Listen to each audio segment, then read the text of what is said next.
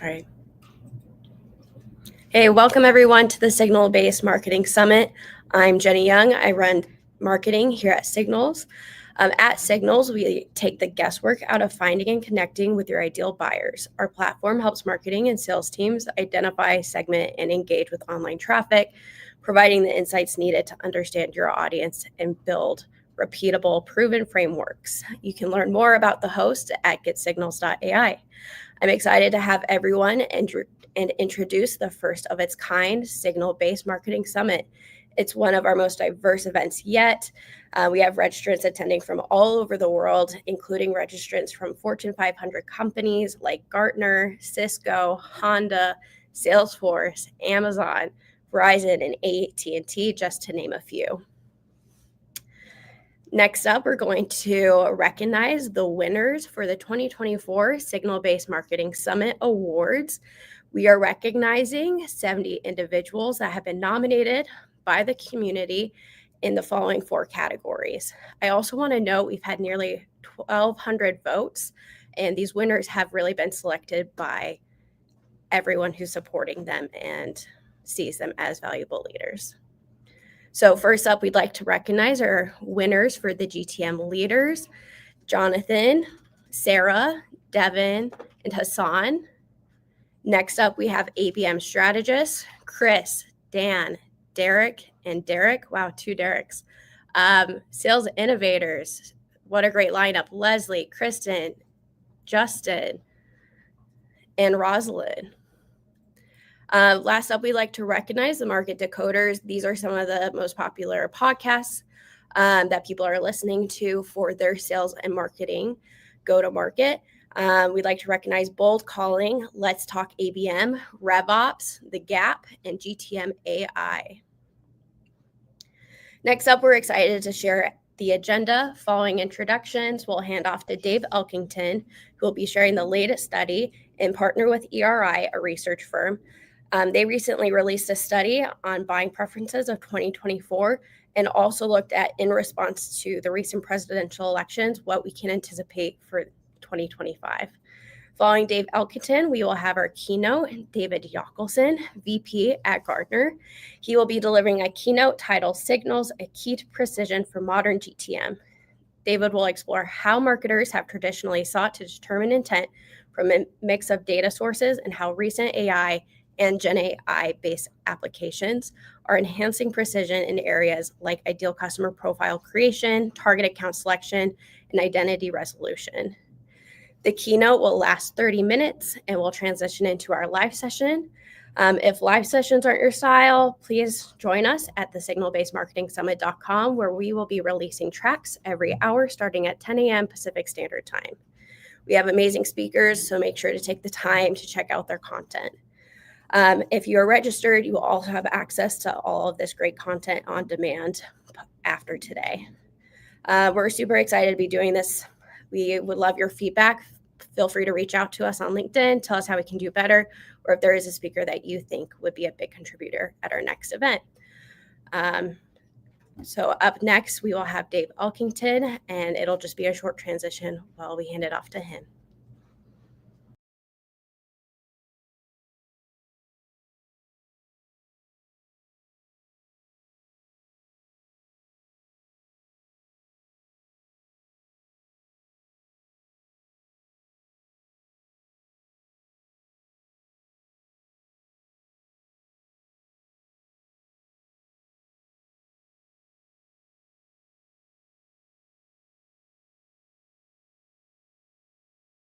Let's get started. Excited to share the results of this study. So this is a super interesting study. I think you guys are going to like it. It was fascinating to me. So just some basic background of what we try to understand here. And in context to what we're talking about today. So the event is about understanding really buyers and how they want to buy. And I think so many times we get caught in this as sellers, whether we're in marketing or whether we're in sales or somewhere in the go-to-market process, we get caught in an echo chamber where we think we know what people want more than they necessarily, more than they know, and we're wrong. And so the purpose of this study is to understand what people's preferences are. We basically just asked, and let's take a look here. So we asked 400, humor me guys on knowing how to change slides. Got it. Okay, so we talked to over 430 respondents in largely North America to understand what is it that matters to them. So if you look at the things we asked, how many tools, if you look at these bullets here, how many go-to-market tools did they purchase in the last 12 months in 2024? What were their budget for those new tools? Who was involved in the buying process? So what departments? And then the average purchase time, so sell cycles, and then the effect of the US election on budgets going forward. So let's just walk through some of these things. So there's a lot of data, but just to give you context of who we talked to. So you can kind of see very heavy mid-market stuff, but a pretty good bell curve. So from an employee count perspective and both a revenue perspective, it's a pretty nicely distributed study. It's a good study. We have good data here. It had nice statistical significance across the board. So let's get into the first thing. And we're going to go kind of fast right now. If you want more data, and we have the full study, first, and I'll show it. We have an infographic that'll be available live at the end of this session that you can download to get the rest of the data. And then we have a completed study that has much more data here that we'll share with you. So let's dig in. So the key point here is 77.4% of B2B companies bought at least 3 new tools. So they added to their tech stack. In the last 12 months, they added 3 new tools, and many of them, you can see here in the B2B space, almost 25% added 5. So it's interesting, and you can see there's a little call out. I don't want to take too much time, but SMB companies added 60% of SMB companies, but enterprise companies bought more, but the SMB companies spent almost nothing. So let's actually get into the next slide, because this is the interesting part. The last slide is interesting, but it's really interesting in context to this. People spent nothing. So they bought lots of new tools. Think about that. In 12 months, they bought, in many cases, 5, 6, 10 new go-to-market tools, yet they spent less than $10,000 to $15,000 overall. And by the way, the 2 slides you're looking at here, the 2 charts you're looking at here, we did a initial study, and we wanted everybody, whether you're in a B2B or a B2C environment, we wanted to know how do you buy? And then we said, this is really interesting. Let's look at just B2B companies. So you're seeing the contrast between those two different demographics. So overall, as you can see, almost everybody spent less than $15,000 in new go-to-market tools in the last 12 months. Like, that's nothing. That's so small. And you put that in context to they bought 5 or more tools. They bought 5 or more tools. Like, that means they spent nothing for those tools. So that's absolutely shocking to me. So now let's go to the next thing. The buying committee. So, okay, here's what we know so far. We know people are buying a lot. They're spending almost nothing, which, by the way, to me, that really means they're just testing stuff. Sorry, just one sec, guys. So that means they're spending almost nothing. They're testing things. They're trying things out, but they're not actually making real investments. So now let's say who's involved in the purchase of these. Basically, what you're looking at is, in many cases, on average, you're seeing at least 4 departments, minimally 3, but at least 4 departments are involved in almost every purchase process. Okay, so now let's think about what I just said. People bought a lot, they spent almost nothing on it, and it was a very complex buying process. Pretty much the whole company gets involved in the buying process. So what that means is people are really trying to avoid risk in their buying process. So just in an umbrella understanding of what just happened, in preparation for today, I spoke with about a half a dozen different CEOs of different technology companies technology and just people who provide go-to-market tech tools. What they've shared is it's been one of the most difficult selling environments they've experienced in their careers. So I've spoke to, in fact, the CEO of ZoomInfo shared with me that this is the hardest selling environment he's had in the last 20 years. So this is, if all of you have felt like this was a rough year, it was. So people have been very risk adverse. They're buying little small purchases. They're trying things out, but they're not making big investments. I'm probably telling everyone here who's listening to this, you probably are like, yep, I just lived through the last 12 months. You're exactly right, Dave. So the study shows it.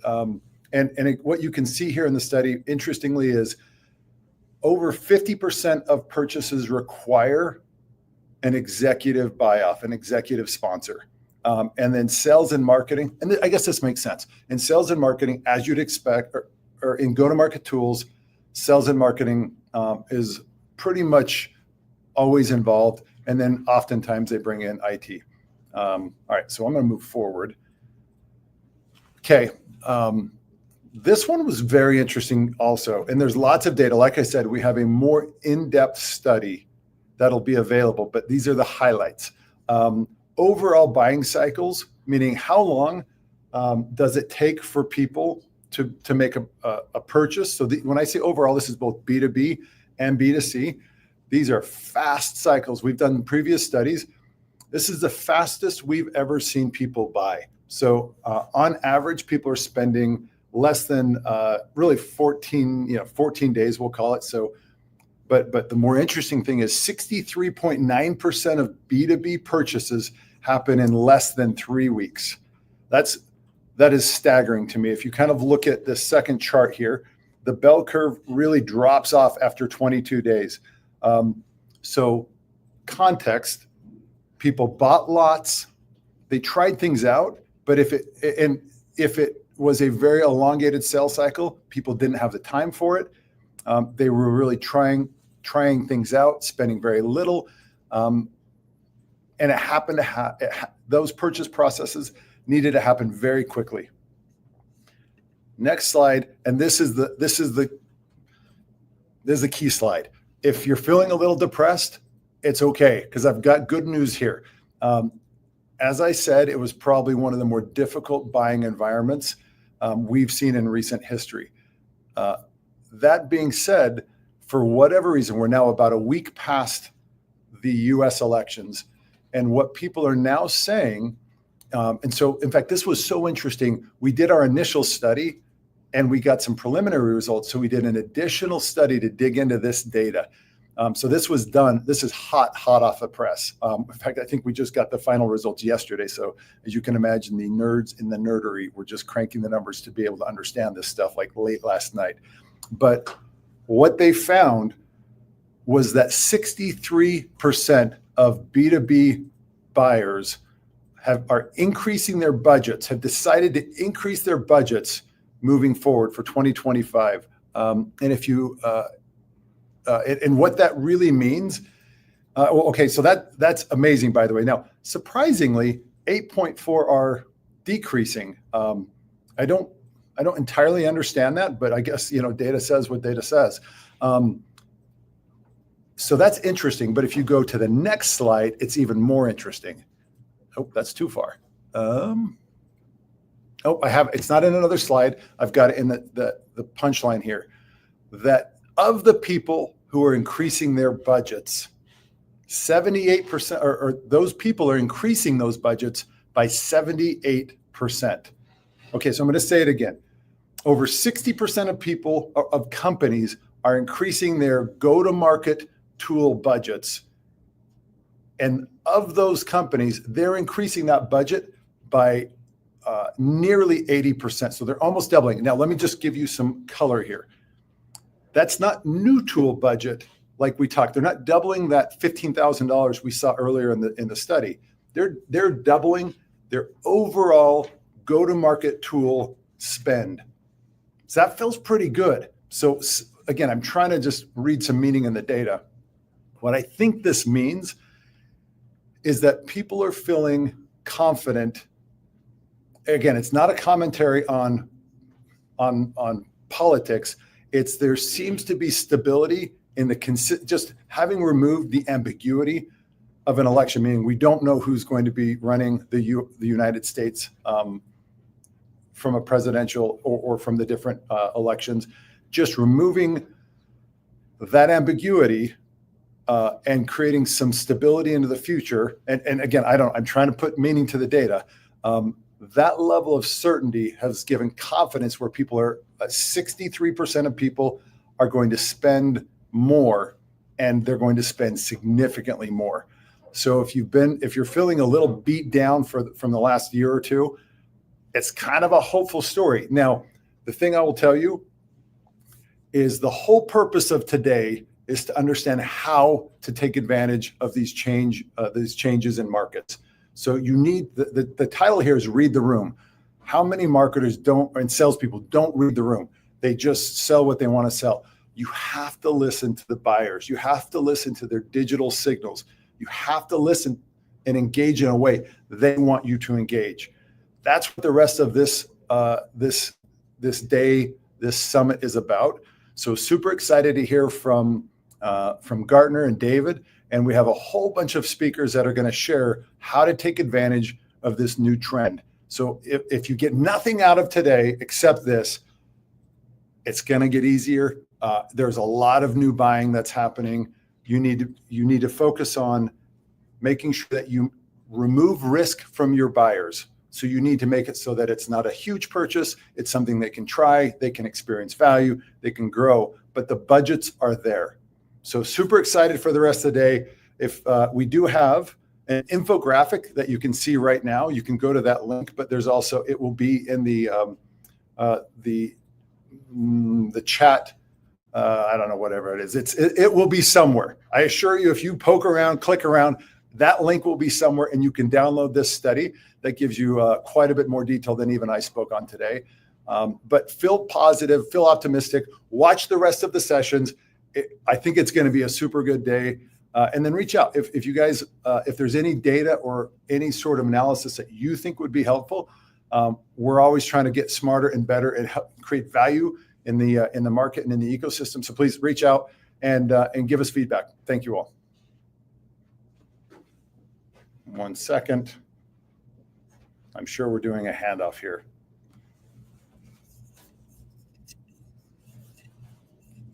Almost there. Stand by.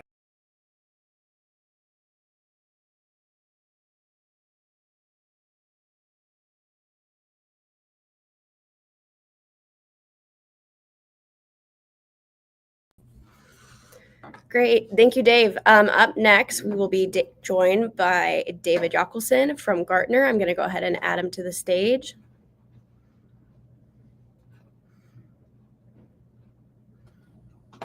Hey, David. Thanks for joining us today. Hey, Jenny. Thank you. So we're going to go ahead, if you could just give us a brief intro, and then we'll go ahead and get your slides added in for you. Fantastic. So thank you very much. And hi, everyone. I guess we decided to keep it easy and go from Dave to David. So nobody has to really struggle to figure out who's talking, or maybe you do as a result. Maybe 2 seconds on myself and what I do here at Gartner. I think I hope people are familiar with who Gartner is. I think that most people know Gartner from Magic Quadrant and how we help end users decide and purchase technology. I work in a part of Gartner whose clients are all technology companies, vendors of technology, and my job is help those vendors with their go-to-market. I tend to I tend to focus, I guess is a better way to put it, on the marketing side of things, but I have a purview that's kind of pan go-to-market. The sorts of companies that I work with and talk to every day range in size from zero revenue, even stealth mode, all the way up through companies in tens of billions of dollars in size. So hopefully it gives you a little bit of understanding and where my perspective comes from in talking to you about the wonder of signal-based marketing. Great. Well, we're super excited to have you. I'll go ahead and turn the time over to you. Thank you very much. And through the miracles of modern collaboration and science, everything looks like it's working. So thank you, Jenny and company, for making it so easy. So we're going to spend half an hour talking about this wondrous world of signals that I'm calling a key to precision for modern go-to-market. And what I want to be able to do today in this short time is just give you maybe a better understanding of why I think, and we think this is so important, and what effect is it going to have for and on marketing and marketing leaders with respect to go-to-market success. And there are a number of things that I'll cover through the half hour that we have. You heard, I think, just some of the challenges, opportunities, et cetera, that companies are facing. I'm going to take it a step further and talk about some of the challenges that we see that marketers and marketing leaders face. We'll talk about how, or hopefully give solutions and methods so that marketing can adapt, change, and deliver go-to-market impact and value. We will talk about this evolution from the world of intent to the world of signals and how we got there and where it's heading. And I'm going to talk about applications that we call customer intelligence applications that help deliver on the promise and import of signals. And what presentation would be complete in today's world if there wasn't at least a short mention and discussion of generative AI or Gen AI. And so, of course, we'll have a few minutes to talk about the impact that Gen AI has on these applications and on the market that we're talking about here. But I thought, first, it's sort of interesting. Timing is everything. I was sent yesterday a wealth of slides and data that we didn't create, and you can see the source on the bottom. I'm trying to read it. It's chiefmartech.com from this year. But I saw this slide yesterday and said, wow, I have to include this, and credit to them for the work that they did.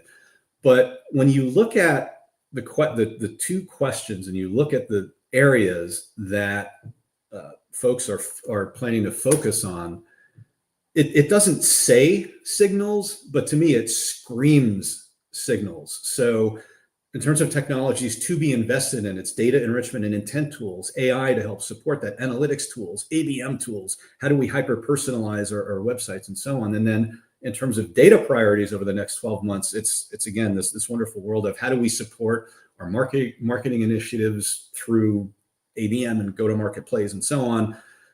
This is sort of the best news for an audience that's anxious to hear about how signals can have an impact. I think like our last speaker Dave talked about, there should be a lot of optimism that there's an opportunity to bring this sort of technology in to make things happen and make it happen better. And I thought it would be useful to talk about that in context of the challenges that we see marketers and marketing leaders face every day. And I think if it's not at the top of the list all the time, it's pretty close to the top of the list. If you ask folks, what is it you're trying to accomplish and what are you pressed and pressing to do? To be alliterative, it's driving precise pipeline and obviously be able to convert that pipeline into revenue.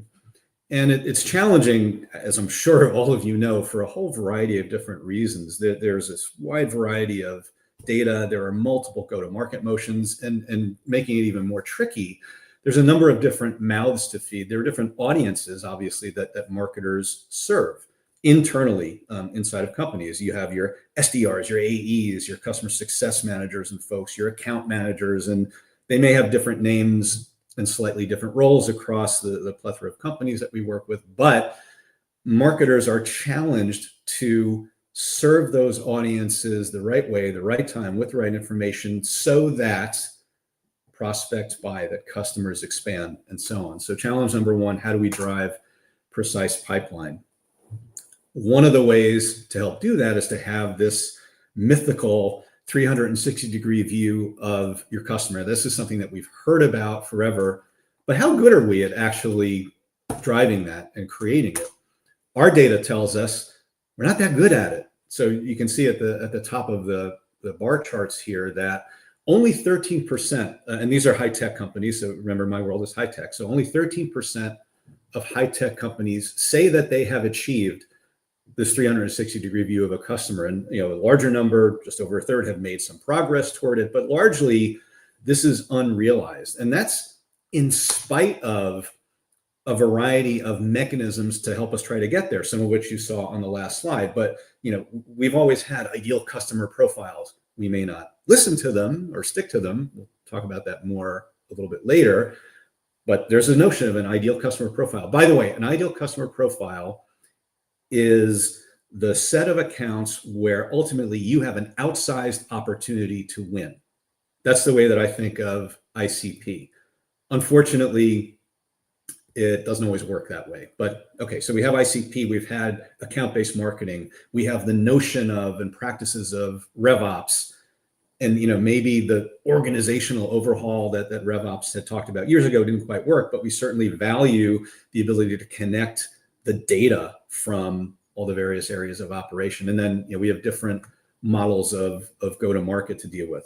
The challenge with these, or a significant challenge with all of these, is that they only really work well when there's alignment across functions. And how often do you all, and how often do we at Gartner hear from our marketing clients that, gee, if only sales would listen, if only we could be aligned better with sales. And I'm not just picking on the marketing and sales combination, it's customer success, it's executives. But for the most part, these initiatives cannot work well if there's not agreement, alignment at a functional level, and certainly at a data level. So this, just makes it harder. It's also a constant refrain that our marketers and marketing leaders are looking for respect, and they're seeking to be able to prove that they have an impact and are demonstrating value from the function. We could have a long, fun discussion about how tech goes about doing things versus other vertical markets. And you could make an argument that marketing and tech is often behind the 8 ball. But be that as it may, it is a top priority, and it's part of our leadership vision going into next year, that marketing constantly has to prove its impact and prove its value. And unfortunately, the number one metric in which or within which marketing views its impact and is viewed to have impact is the MQL. And you're looking at a chart, and granted, these are operational metrics. We have a set of strategic metrics that are different, and the strategic metrics start off with revenue. But in spite of that, it's too often the case that the MQL is the be all and end all. And, I'm not certainly the first one to talk about, hey, we can't all be over focused on MQLs. And I'm not saying that MQLs have zero value, but I'll put it in the words that a tech CMO of an $8-ish billion company I was speaking with just yesterday said. He said that, if I'm not generating MQLs, I might as well be fired. I mean, that's penny ante. That's part of the business. MQLs are indicators.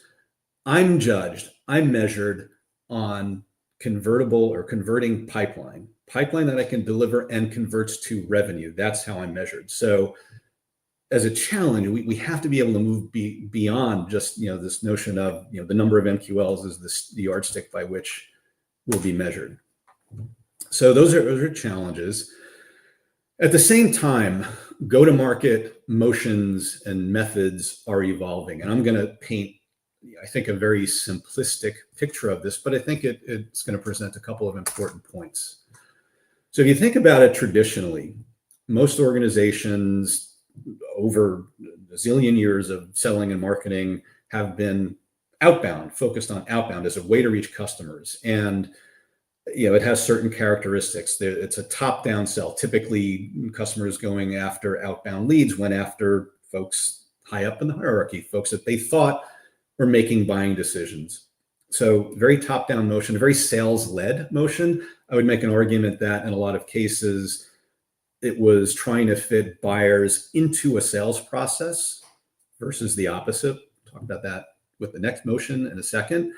But hey, it is what it is, and it was what it was, and it still exists. I'm not saying outbound doesn't exist. I'm not saying that sales-led doesn't exist or isn't valuable or doesn't work, but it's one motion.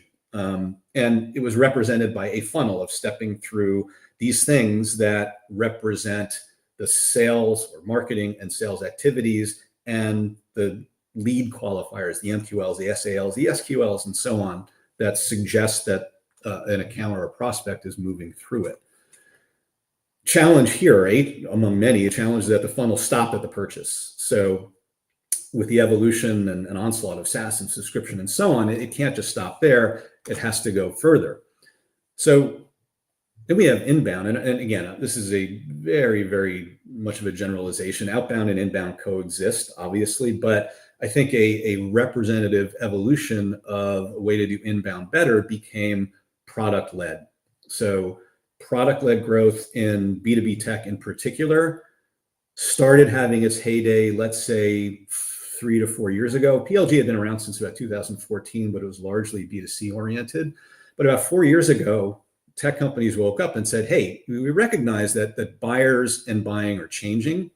We know that buyers don't really want to talk to salespeople right off. We know they want to do their own research. And we have numbers that talk about 70, 80+% of the work that buyers do happens before they talk to anyone. So product-led became a way to allow those prospective users and buyers of offerings to experience their value through something like a free offer, a free trial, a freemium offer, open source, interactive demo increasingly. But the notion there was create advocates that you could then recognize as part of an account and convert it. And we started talking about a loop because it recognized, and PLG recognizes largely, that people buy, they need to renew, we need to expand them. And so it's this constant loop. So I'm going to argue that what we need to be able to drive to is what I'll call unbound. And unbound means that from a marketing perspective, we don't care. We don't care what the motion is, but we're ready for it. If we have products that only fit a top-down motion, great. Then we'll recognize ultimately the signals. We'll recognize the information that's thrown off of those accounts that are in that motion. We'll know what to do with them. If it's product-led, we'll recognize that too and serve them up the right information, actions, and so on, so that they progress and see value in what we offer. Our job largely as vendors becomes, how do we educate and help those buyers to understand what we do, why it's different, why it's better, and then help them negotiate that purchase, make that change, and so on. In the model here, I think Loop still works. There's I think a pretty neat model of a bow tie that people look at now as a way to extend prospecting from and through the initial purchase all the way through renewal and expansion. And I think the neat thing about thinking about things this way is that if you do this right, as I'm sort of alluding to, it services whatever the motions are. And again, I am not saying that outbound goes away in favor of inbound or vice versa. I'm saying that all these need to coexist, and whatever the go-to-market motion is, if it is sales-led, if it is product-led, if it's community-led, event-led, partner-led, we have a lot of different leads. But from a marketing perspective, we all need to be ready to address any and all of them. And ultimately, it's hybrid go-to-market. It's a set of those things that are often in play for most tech organizations, particularly as they mature and grow. So we want this notion of evolving to be ready for anything. So the next question becomes, all right, David, you said this is what we want to aspire to. So what can marketing do to get there? How does marketing support that sort of unbound world? I think the first thing is to recognize that unbound doesn't mean reckless. It doesn't mean insane spending. It's not limitless. We ultimately want to get to a point of focus. And I think that there's kind of a saying that has become popular at Gartner, particularly among folks that deal with our sales leaders, is that often we talk about doing more with less. When budgets tighten, that sort of thing, we do more with less. I think that the ultimate goal is to do less with less. That I want to have an ideal customer profile, but I need it to be precise. I need it to reflect those accounts, prospects, customers that represent the best opportunity for us to win. And I need that to be leveraged, not just in marketing, but in sales, obviously, and ultimately by whoever owns the accounts once they're paying us. We need to evolve from this overarching focus on the MQL to not care what the QLs are. I've traditionally called these XQL, so it's PQLs, MQLs, SQLs, whatever's. This is sort of, guess what? This is how we get the signals. It's recognizing all of the different elements of data that are created and thrown off by people doing things with respect to potentially buying something, renewing, and so on. We want to capitalize on the investments that we've made in MarTech and the ever burgeoning, growing sales tech stack. There's a piece of data that suggests that MarTech stacks are tremendously underutilized. But in spite of that, there's a lot of data that exists. There's data that exists as a result of those investments on the marketing side. There's data that exists in sales and from sales tech stacks. There's data that exists about our customers. We need to take advantage of that and capitalize on it. It would be useful if along the way we had this magic alignment with respect to the data that I'm talking about and the actions that are taken as a result of that data. One example, just talking about ideal customer profile, we know our data tells us that when sales and marketing work together, collaborate on creating an ICP, deals close faster, deal sizes go up. When marketing and sales collaborate on other things, even at the level of messaging, deals close faster, deal sizes go up. So we want to have that alignment, but I know it's hard. And ultimately, what we want to be able to do is to determine who's going to buy something. And when we think we have that notion that they're inclined to do something, that they have the intent to do something, we need to know when that happens, and we need to know what action to take. We want to get to this level of precision with respect to pipeline, with respect to opportunities, with respect to converting that to revenue. So that notion of precision is really where we want to head.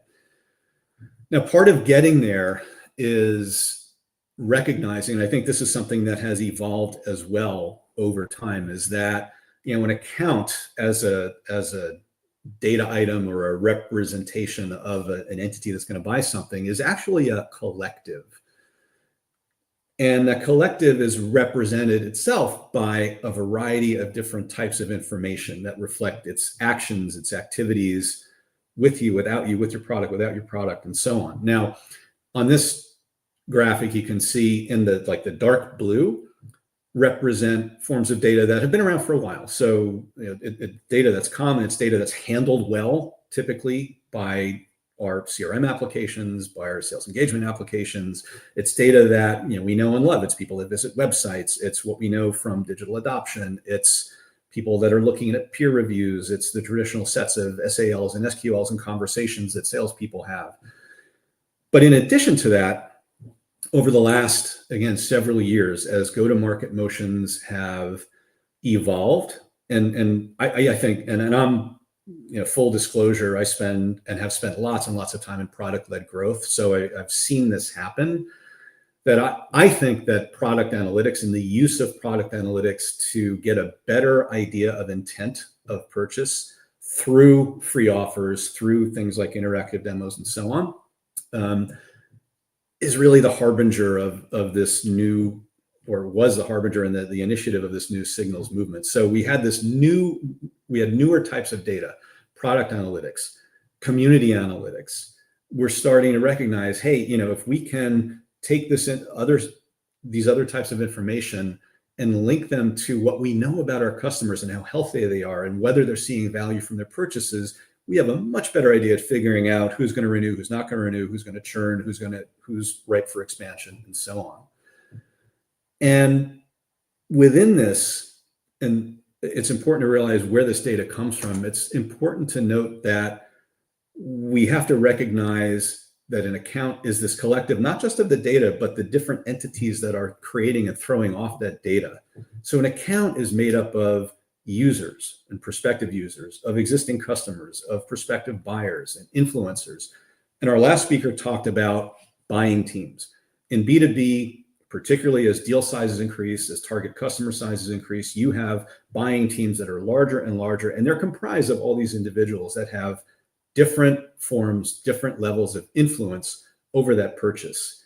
And both in terms of this broader set of data and ultimately signals that we're talking about, we are able to account for all of those entities and what they're doing and the impact that they can have on a purchase, on a renewal, on expansion. And that's what gets us moving along this evolutionary path from intent to signals. Now, this is not David saying that intent data is useless. It's not David saying that account-based marketing is useless. Far from it. These are both valuable things. And I refuse to get brought into the fun arguments, discussions, and whatnot that occur out in LinkedIn world. You can go read about those. You may all be participating in those as well. But I think just to take a rational look at things, intent data has been tremendously useful. It's better than not having intent data. It's useful, it's broad, but it has its limitations and it has its gaps.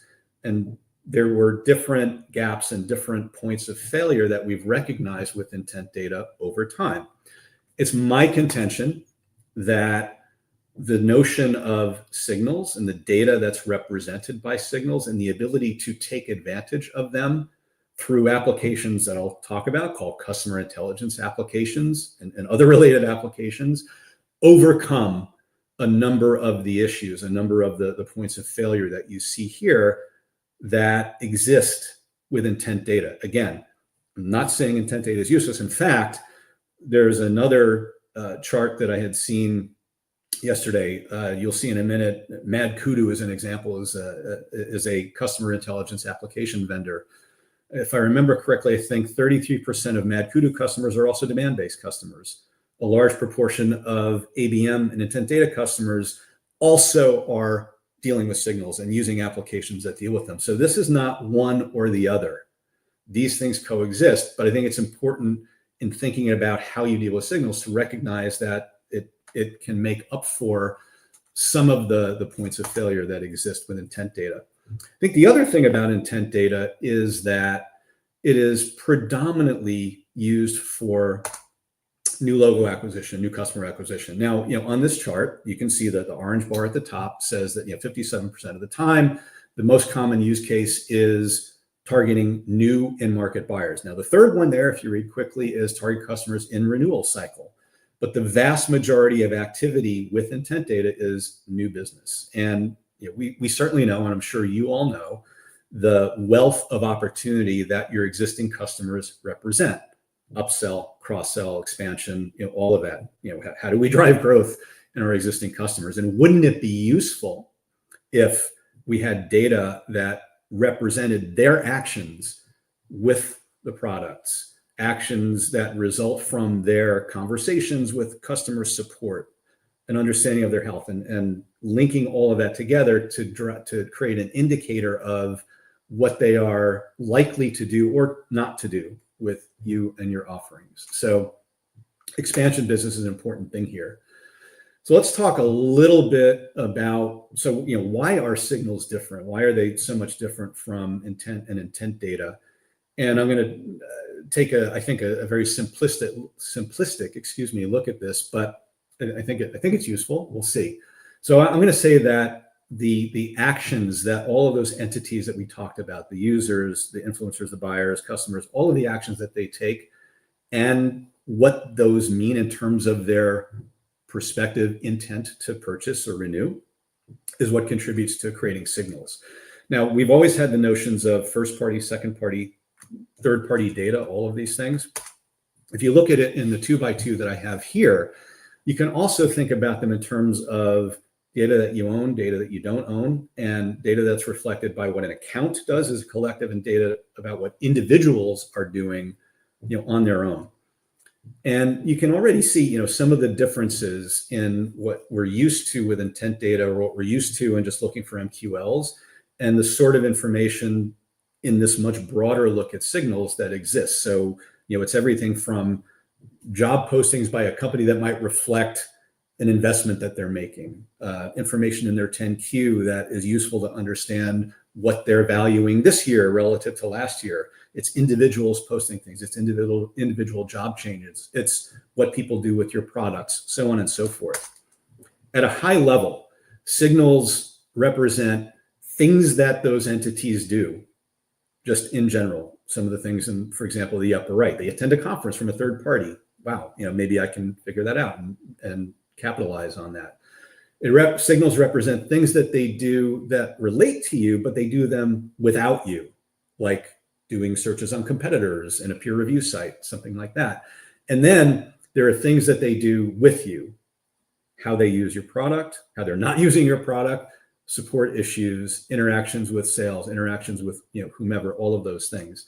And I think, again, to sum it up, I think generally we can think of signals this way or these ways, that signals are actions taken by individuals and accounts related to outcomes they want to drive in their organization. So they may have nothing to do with your offerings, but they can relate based on those sorts of activities and what you can infer from them. And then obviously it's the data, not only from those sorts of activities, but it's the data that doesn't fit nicely and neatly into traditional models, either of what we define as account or data that is novel, like, or at least became novel, like product analytics or community analytics and so on. So this is what signals represent. And I think you can see it's a much broader set, but that breadth is critical in getting you from a point of accuracy. And I think, we can agree intent data has been relatively accurate, but if we want to get to precision, like we're talking about, who's doing what, when are they doing it, what are they most likely to do based on a collection, ranking, scoring, and then what that means, and then actions taken on it, we get to precision through dealing with signals. What sorts of applications deal well in this world? I'm now going to talk about this growing, burgeoning world of customer intelligence and related applications that consume signals and then allow you to act appropriately upon them. And you'll permit me to be silly for a minute. If we want to understand what CIAs do, and I am going to say that I'm not responsible for creating this acronym. Somebody else at Gartner saw customer intelligence application and said, hey, they're CIAs. And of course, we need acronyms for everything. But, in my case, it may be a boring metaphor, but I think it's useful. Because if you think about what the company does, what the CIA does, they're really big on SIGINT, or signal intelligence. What is signal intelligence? You can read it here. It's the act of gathering intelligence by intercepting signals, whether it's electronic signals or people signals or whatever. And very similarly, customer intelligence applications, our CIA is about tracking, aggregating, stacking, scoring, and acting on this array of information that's thrown off by all of the representative entities that comprise an account, whether they purchased something or whether they didn't.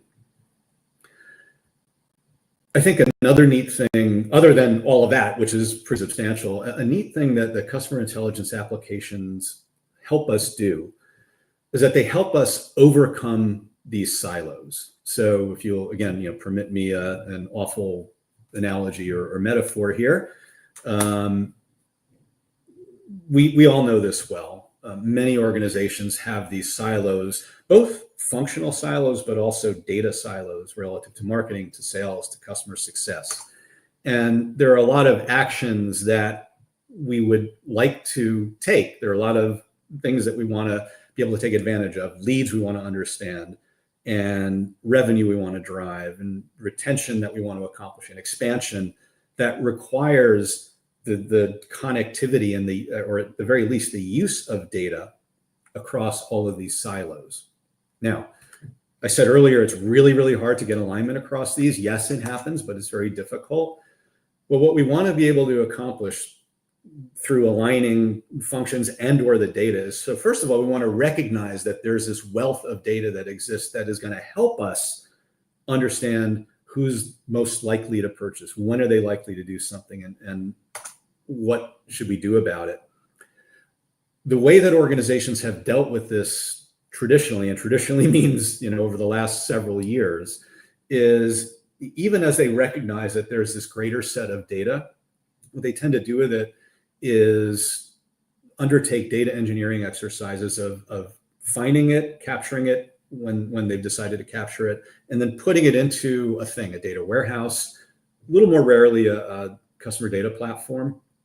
Mostly it's data warehouses that are the stores of this aggregation of information.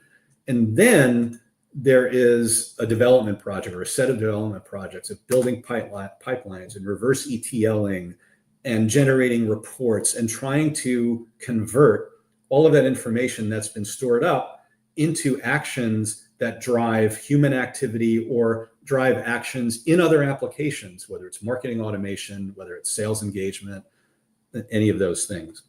And my view of the world is that both, the notion of understanding that these signals exist across these different areas and within them, but that there are customer intelligence applications that overcome and replace that need to get your developers to go build bespoke things that are outdated in about a week. Customer intelligence applications are, somewhat apologies, or they're able to overcome this lack of alignment, both, functionally and from a data perspective. Now, it's a burgeoning market, and as a result of being a burgeoning, evolving, quickly changing market, it's confusing. This is not at all, I'm not picking on G2. G2 is a fantastic resource. Gartner has its own peer review and related resources. But what I thought I would do is just do a search. Like, if I want to know, I'm in this market, I'm interested in these sorts of applications, I want to compare a couple of them. Let's say I want to compare Koala to POCUS. And when I go look, what do I end up with? I end up with 11 different categories that are named. It's really hard to kind of figure out what each of these sorts of applications do, where they focus, where their core competencies are, and so on. So I'm going to try to take a stab at a taxonomy or a categorization. And, I am going to say that, by no means do I think this is necessarily 100% accurate. It's certainly not exhaustive. There are many, many other vendors that are across these spaces. But I think you can see some interesting things when you categorize this way. One of, I think, the most interesting things is who the target audiences are for these products. So, if you buy my very basic definitions on the right-hand side, one of the things that you see is that there's a set of these applications that have been more marketing focused, and there's a set that are and are continuing to be more sales focused. And I think that there's an opportunity for all of these to be considered, or most of them at least, to be considered by marketing. Now, there's some of them that are very focused for sellers, for account execs to make a determination of, hey, I have these 100 accounts, I could do something with. What can I know about them? So some of those are very focused in that way. But, the marketing side, so the ABM applications are busy building in a bunch of capability to deliver their data to salespeople more effectively. The customer intelligence applications typically are focused at sales ops and CROs and rev ops folks, and to a degree go-to-market folks. But I think if marketing doesn't take advantage of them, it's a miss. And I think it's an opportunity for marketing to get in the game, to get this level of precision and deliver this notion of precise pipeline. But the challenge here is, just as fast as you begin to understand what all's going on across these different categories, the lines blur. And it is largely due to the impact and onslaught of generative AI that these lines are blurring, that products are more able, and vendors of products are more able to move across these designations and provide a broader set of capability. So in the last couple of minutes here, I want to give a view of, and it's a really high level view of the value that Gen AI is bringing to this world of customer intelligence applications. So if I were to write a song about it, I'd say, what's Gen AI got to do with it? Well, what doesn't it have to do? What isn't Gen AI adding to signal-based everything? So at a high level, and I think this is sort of where AI and Gen AI have made a difference with respect to customer intelligence applications. It is help me figure out what accounts need or what accounts deserve attention from marketing, from sales, from whomever, and tell me what actions to take with them based on those signals that we're collecting. Is it somebody who needs an onboarding script? Is it an account that needs attention? Is it a prospective account that did 8 different things that suggest they're really ready to purchase something? All of those things. I'm being simple about it, but that's how initially Gen AI has helped these applications. It's also helping understand from the perspective of the individual creating signals, how do I resolve that individual up to an account level? So it's a combination of Gen AI, it's enrichment, it's a number of different things that are helping you all understand, hey, when one person does a thing, looks at an interactive demo, does a variety of things on a website, has an interaction, all of that, but maybe they're anonymous, or even if they're not, how do I resolve that up to an account? And can I figure out other things about that account, like who else might be on that buying team? Who else might I want to address based on what I now learn about who that individual is and what the relationship is in the account? Another really cool thing is these applications, and through the magic of Gen AI, are helping to inform and evolve ideal customer profiles. So I think it both gets you to a greater level of precision with an existing ICP, but it may also suggest, hey, there's this microcosm of accounts that are more ready, that represent better intent, that are more ready to purchase something, renew, or are about to churn, that you need to do something with, and you need to address that cohort of accounts in a particular way. So Gen AI helps with that. Additionally, once you know who it is you want to address and the actions you want to take, Gen AI is going to help me talk to them. It's going to help me speak in their context. So based on the signals that they're throwing off and based on who they are, the markets they're in, all of that, I now can have an email generated that is meaningful. It is not this spray and pray generic awful email that we're used to in outbound. It is a much more precise, more relevant, more in context set of information that, it may need a little bit of tailoring, but it's directionally accurate and a huge time saver. And then ultimately, Gen AI is going to help us hyper personalize. Now, that could mean micro campaigns, as I was alluding to. It might mean simply the right things for those right individuals in an account. And we can have an argument about, is over personalization good or bad? But generally speaking, Gen AI is going to help us be more in context with those individuals, with those entities, with those accounts. And so with that, I hope that this was informative. I'm very much a cheerleader of the burgeoning signal movement and the related applications. So with that, I will say thank you very much, and I will send you on your way to the rest of the summit. Thanks again. Great. Thank you, David. I just really quick before you leave, if people have questions or want to reach out, what's the best way they can do that?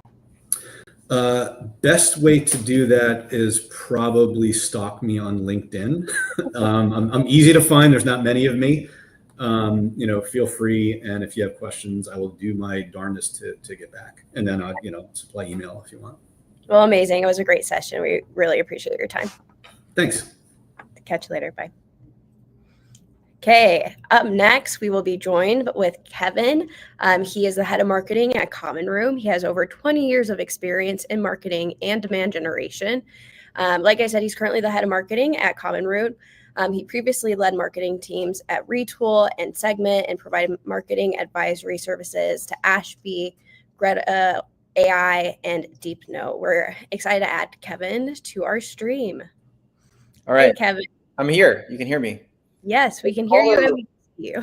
Hard to follow David. I'm a big fan, and he's a good follow on LinkedIn. So definitely plug for David, and love the content that he shares.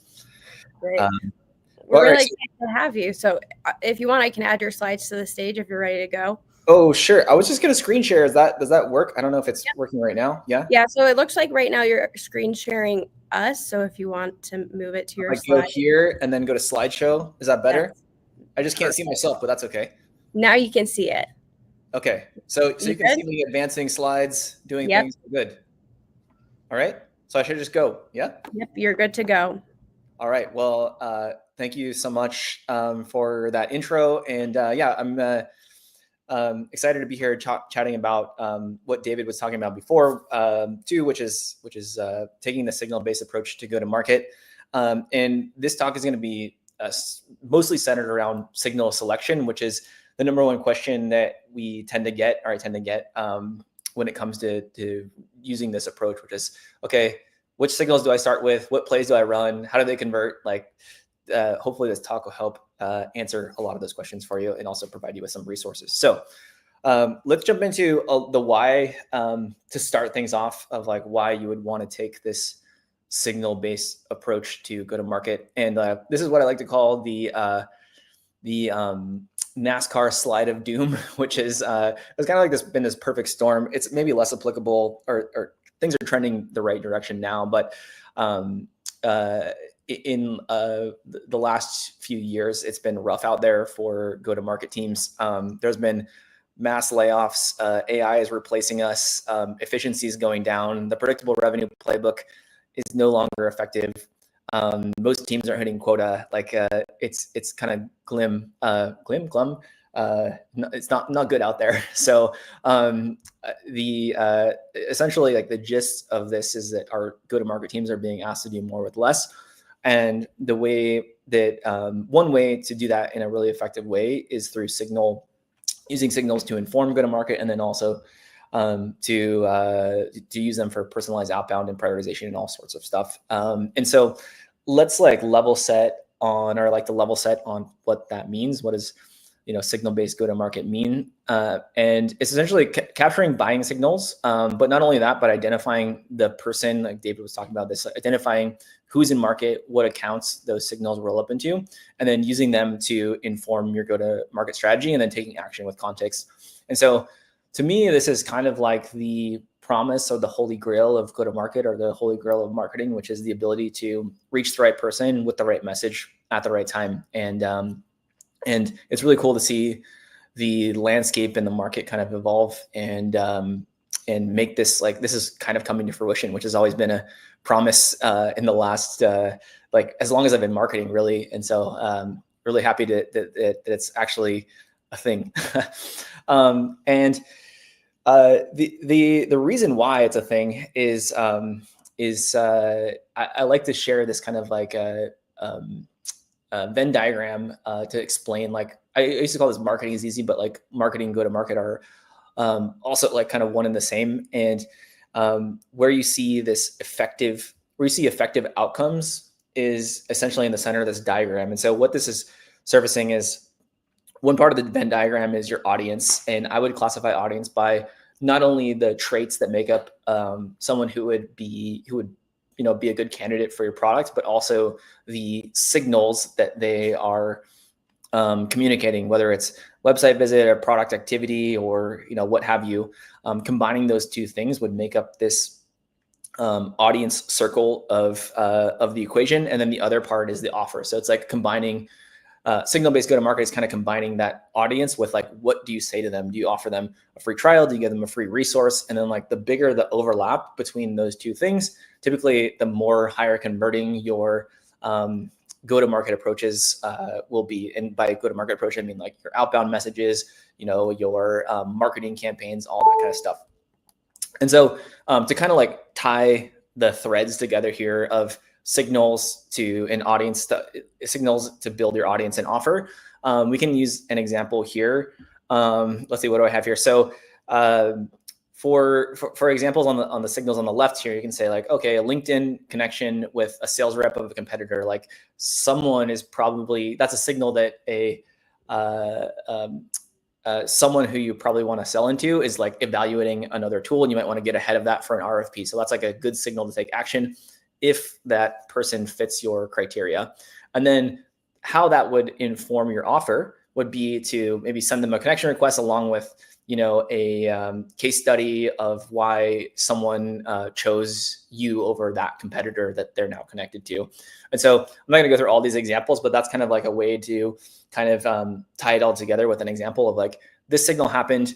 we know it's from the right person, and then like how do we use that combination of things to put forth the best offer that will get that person to pay attention and take action.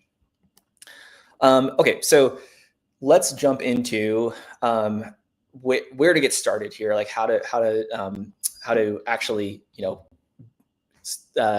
start doing this go-to-market motion of signal-based plays. And I like to start here with this, what I call the T-shaped funnel. I know this kind of maybe looks complex, but essentially like the hypothesis or the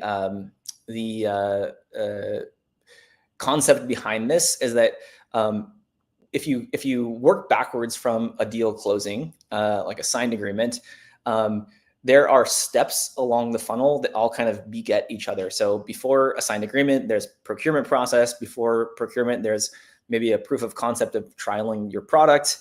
Before that, there's a salesperson like doing BANT or BEDPIC qualification and stamping pipeline. Before that, there's a discovery call.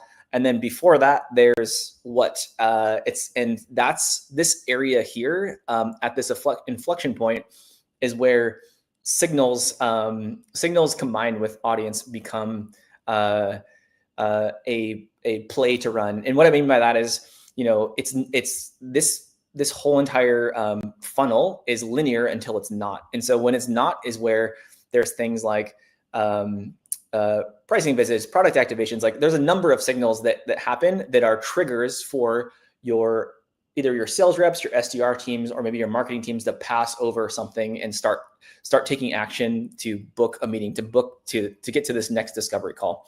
And the area where I like to start with in terms of like, okay, which signals do we want to start taking action on is kind of like do an inventory of what's working right now, and then and start there. So maybe you have, you're running webinars, or maybe you already are looking at job change signals, or maybe you're looking at email opens and stuff like that. And when you take inventory of that and map it to like, okay, what is the volume of signal that we're getting from these things that our SDR team or our reps are taking action on?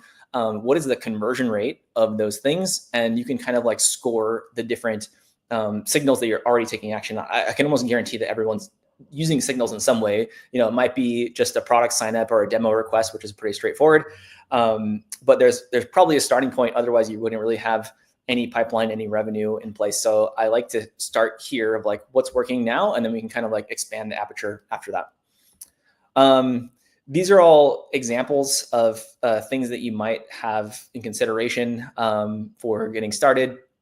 I'm not going to like just read through this, but it's a good list of things to evaluate that are probably like things you're already doing right now. And then I'll get into like the areas of expansion too. In order to like identify these signals that you would start with, there's a few things that I like to go to or turn to figure out like, okay, what should we prioritize? And this area on the left here is to just go out there and I know maybe it sounds scary, but like go out there and talk to prospects. Like if you are sitting in on sales calls and you're understanding the pain points and problems of your customers and your prospects, like they will tell you like you can also ask the right questions, but they'll typically tell you like, okay, here's how I found out about you. Here's the problem. Here's what moved me from like being not in market to now in market. And that's like a really good qualitative way to figure out, what potential signals you can start to like add to your arsenal of what you're already doing. And then the other area that I look to as well is I really like, you can use normal attribution for this too, I guess, but I really like having an open-ended field in the like inbound flow. So when someone's signing up for your product, or they're signing up for a webinar or requesting a demo, I really like to ask an open-ended question of how did you hear about us? Because oftentimes when people report this, it could be, oh, I heard about you on LinkedIn. I heard about you within this community. This newsletter mentioned you, whatever. Like that is often a good place to identify signals that you maybe don't know about that your inbound leads are finding you through. And you can tap into those and get above the funnel before they actually take those actions and start to identify accounts and intent before it actually happens. Okay, so the other exercise that I like to do, and we kind of like talked about this a little bit earlier, which is kind of map out the volume conversion rate and like assign a score to the signals that you're already tracking. And so we created this like little calculator, this heuristic of how do you know if actioning a signal is efficient or not. And what you're looking for is to tack your signals to, okay, when we act on this, it gets this conversion rate. Therefore, this signal and our conversion rate to, sorry, let me back that up because I want to be clear. So we get this volume of signals. This converts to some sort of predictable metric in that like T shape where it's very predictable going down the funnel. So that's typically pipeline. So these signals convert to pipeline at this rate. Because a signal becomes pipeline, it means that when our average close rate is 20% or something, that means for each one of these signals, we're able to do the back of napkin math that it's like worth this amount of revenue or this amount of pipeline.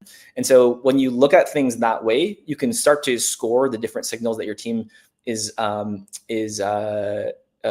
on, and then say like, oh, these are above the line because they're more efficient. Like, let's take this one here. A product activation signal converts at 15%.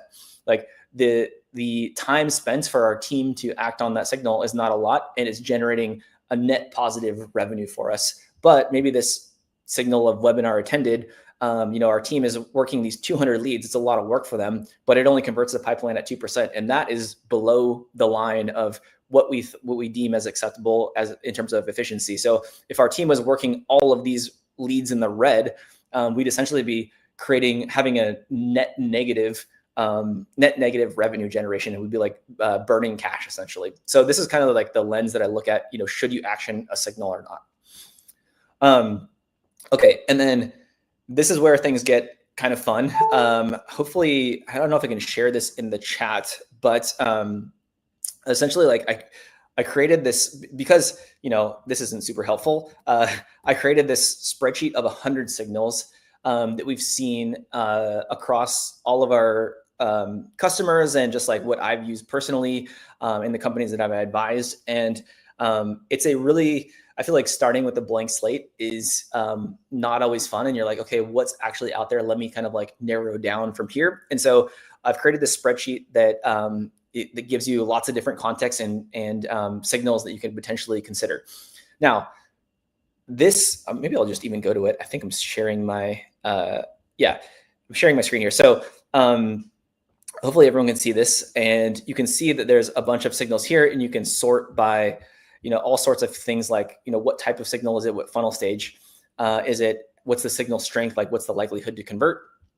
And then it's a little overwhelming. So what I've done from here is then group these signals into different categories. And this is also actually on the same spreadsheet. If you just go from tab to tab to tab, you can see how these signals are grouped. And so this is a really nice way, to me, it's a really nice way to eliminate signals mass eliminate signals by way of, we don't even do that. We can't even track that as a signal. And so a good example of that is maybe like this open source signal here, which is, if you're not a dev tooling company, or if you don't have a, GitHub repo or something like that, like open source signals are probably not that applicable to you. Or, if you're if you have a sales-led motion and you're not running any kind of like self-serve, your product isn't self-serve, product signals are probably not a good signal for you to start with.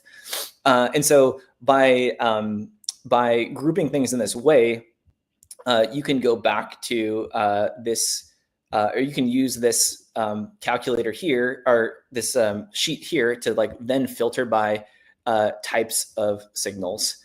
So like maybe we want to only include website and product led, and we can then filter by like, oh, here are all the signals that we maybe want to consider on this tab here.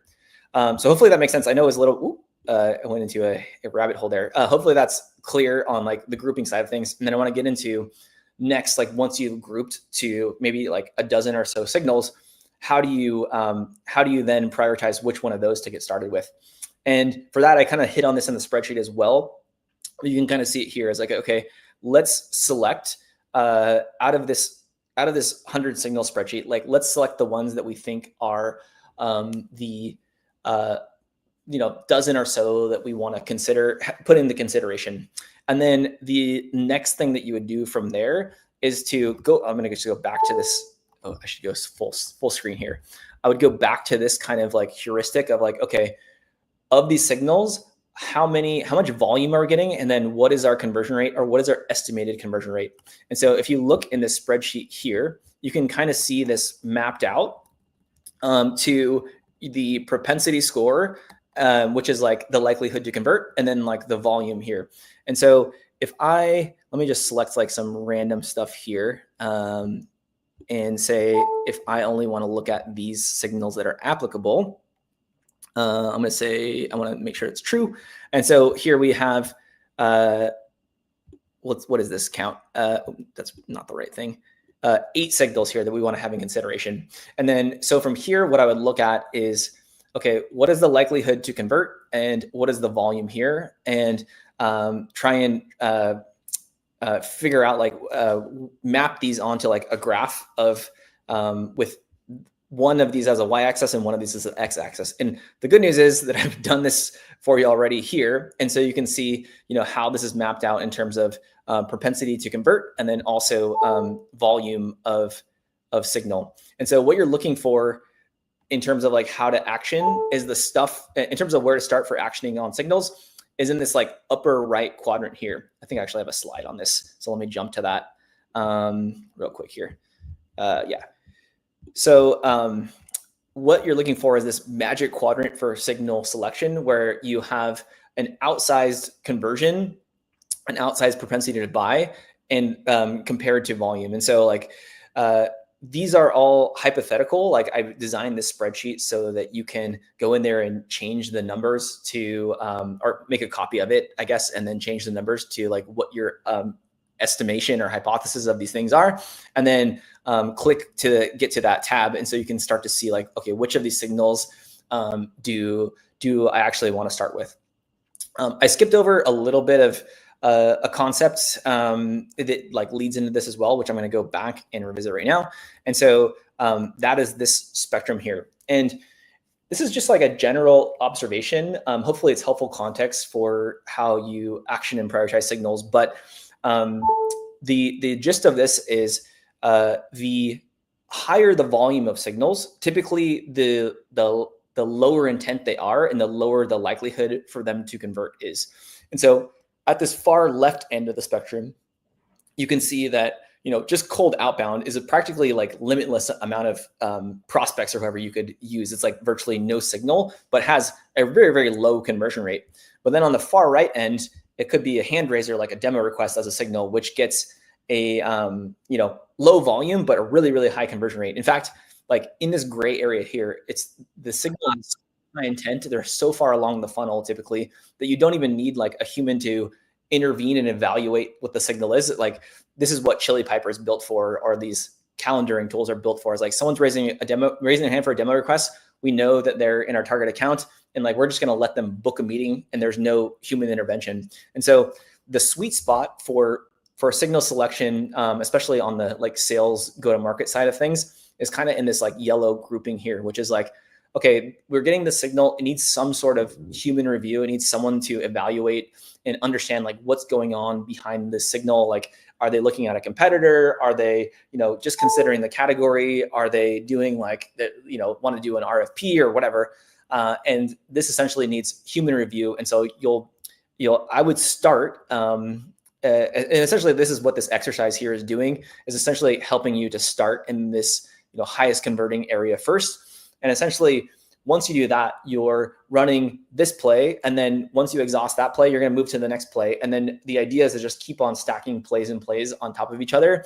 And so that your reps are essentially doing the prioritized plays to prioritize their day and to be more efficient, versus just doing like cold outbound based on like, this random group of accounts that are were selected by an ops person, but don't necessarily have any intent or signal behind them. I was going to do it live. I think I kind of did do it live where I jumped through the signals here. Hopefully this is a helpful resource. And of course, I'm happy to like help provide guidance to anyone on this stream here. Oops. Let's see, what else do I have? I'm running up on the end here. I guess one other concept after like starting with signal selection is to then, this is kind of what David was talking about in the last presentation, actually, which is around like micro campaigns. So essentially, like if you are able to not only identify a signal and the right account behind that signal, you can stack multiple signals beyond that. So you can say like, okay, all of our product usage signals, let's see who of that cohort are also visiting our terms of service page, who of that cohort are also like, adding things to their tech stack or changing jobs. And like by stacking these signals together, you can, you get a small number, a small volume of people, but like you can have build outbound sequences and build micro campaigns that get like a really, really high conversion rate just because you have so much context of what the person or the account has done. And then, last thing I have here is that is a plug for Common Room. The Common Room is a company I work for. We do all of this stuff. We do signal capture. We actually call ourselves a customer intelligence platform, which David was talking about. And so what that means is we capture signals from all sorts of first party, second party, and third party sources. You can also, bring your own signal along and integrate with Common Room with many, many different integrations.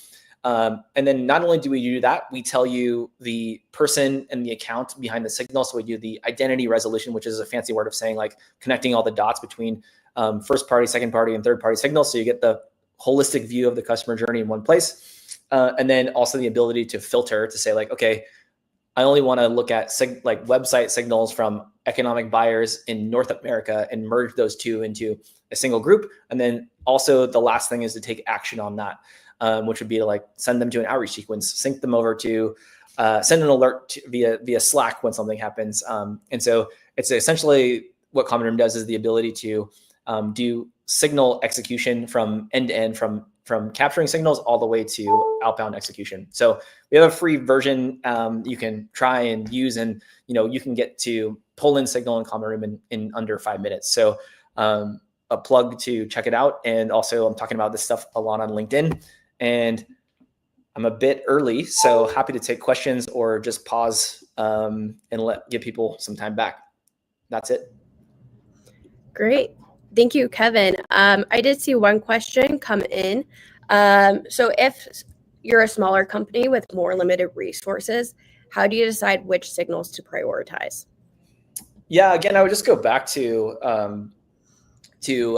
which signals that you're already capturing, or what is your like go-to-market motion. So if you're a small company and you have a product-led motion, like ideally you're getting product signals, people signing up, and maybe I would start there. There's also another concept that I didn't really touch on, which is kind of interesting, which is sometimes these smaller companies are selling to the enterprise, and so when that's the case, you probably have 100 to 1,000 accounts that you are in your TAM or your serviceable addressable market. And so one thing you can do when that's the case is to kind of like upload or identify all those accounts, and then find signal, like have a tool or platform like Common Room go like fetch signal from those accounts, which could be like hiring trends or job changes. And so I don't know if that fully answers the question, other than just like, it kind of depends. It really depends on your go-to-market motion and like where you think the best channel will be. And hopefully that spreadsheet that I shared will help you like group and think through things of like, okay, I know I want to start in, I'm not sharing my screen anymore. I know I want to start in the website visit bucket because we get a decent amount of website traffic. Like start there, and then like, you can expand over time, and try and start at like the highest converting part first too. Yeah, I think that's great advice. Well, thank you again for joining us today. And then just a reminder, if you have additional questions, feel free to reach out to Kevin and go follow him on LinkedIn. He has great content. Awesome. Thanks, everyone. Thanks, Jenny. Great. So up next, we will be joined by Trinity. She is the CMO at UserGems, which is just a leading marketing and account development. She has over 10 years of experience in SaaS and specializes in go-to-market strategies. So we're excited to turn over the time to Trinity.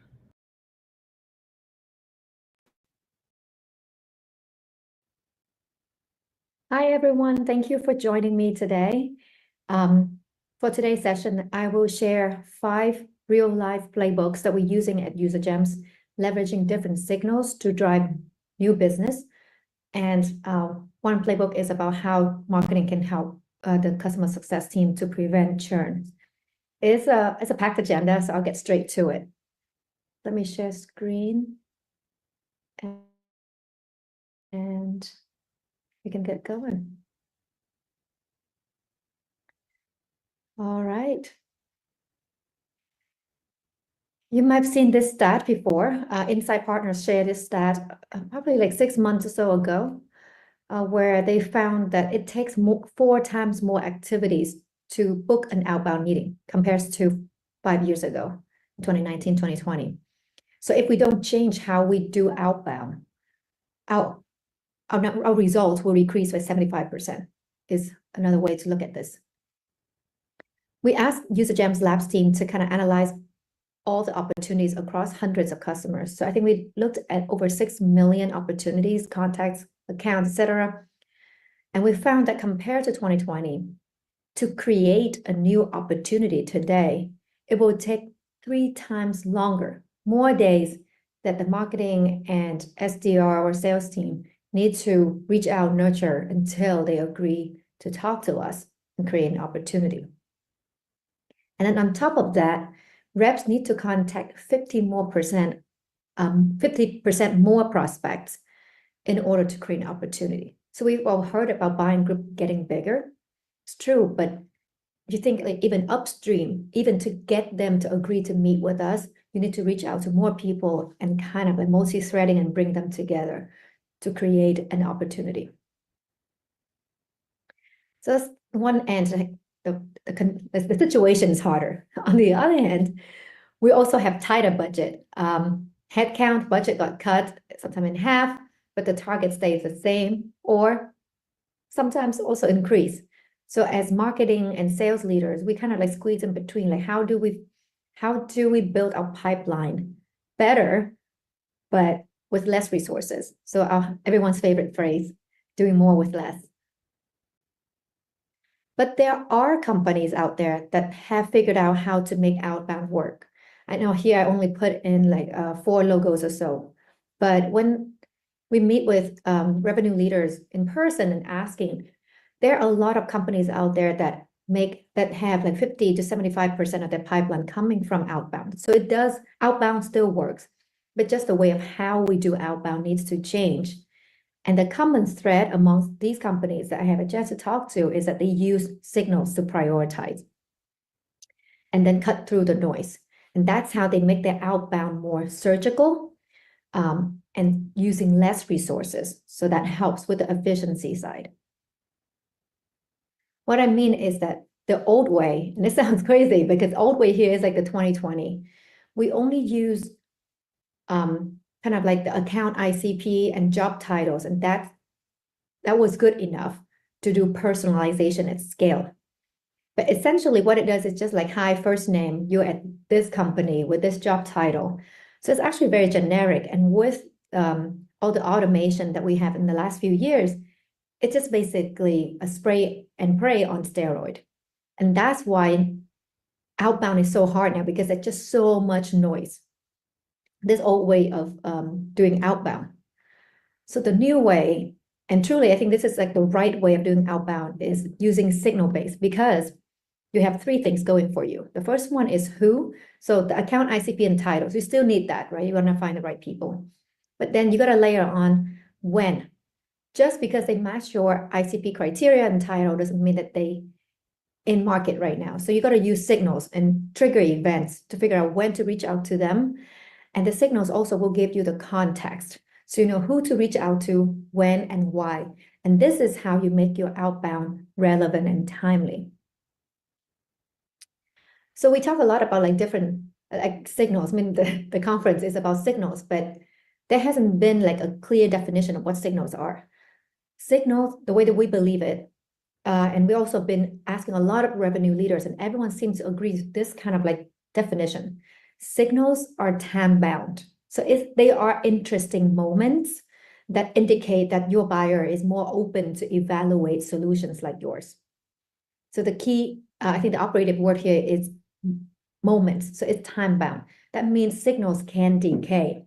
So if you reach out to someone because of X signal, but that is already like 6 months late, that doesn't work anymore. It's not like ICP where a company is in the US, they will probably in the US for a long time. So signals are dynamic. Another question we usually run into is, are signals just intent data? The answer is no.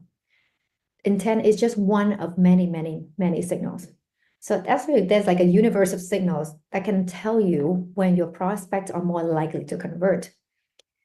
At UserGems, we like to keep things simple. So we just group them into people signals, company signals, like account signals. So people signals are like past champions, your contacts changing jobs soon, like your customer changed their job to a new company. You can pinpoint who that person is. New hires and promotion, your target accounts. Again, you can pinpoint who the person is. The missing buying group, so like who else should you be reaching out to at this company? You can pinpoint who they are, etc. Website visit, if you have a tool like RB2B or any other tools that tell you who's exactly on your site, that's people signal. And there are a lot more, referrals, etc. Account signals, so intent would be under account signals. So they tell you that someone at this company is searching for keywords that relevant to your business. But there are so many other account signals. So like website visit at the account level, this company is a competitor of one of your customers. They hiring for specific roles, or they hiring for roles that has keywords are relevant to you. So like for us, it'll be like cold call because the company has outbound motion. Funding, they just raise funding. They just go through M&A. The one that a lot of people forget is actually like this is the previous close loss and churn. This is a signal that you already have in your system today, et cetera, et cetera. So there's a universe of signals that can tell you when to reach out to somebody, help you prioritize your ICP and your buyers. I forgot to update this one. Why signals work? So we want to figure out like which signals will give the highest boost. We analyze a lot of these things, and at the end of this presentation, I have a link to our free report, and you can see the conversion rate for different signals. And obviously, every business is different. But for example, for past champions, we know that we analyzed this for the last 5 years. Past champions convert 3 times higher than your average leads. The lowest I've seen is 2.5. And this makes sense because they already know you, they use your products or evaluated you. So when they at a new company, they're more likely to, they're more likely to talk to you again, buy you again. Another one is a new hire and promotions. And I know there's a lot of noise out there saying that, oh, just because I start a new job doesn't mean that I want to buy.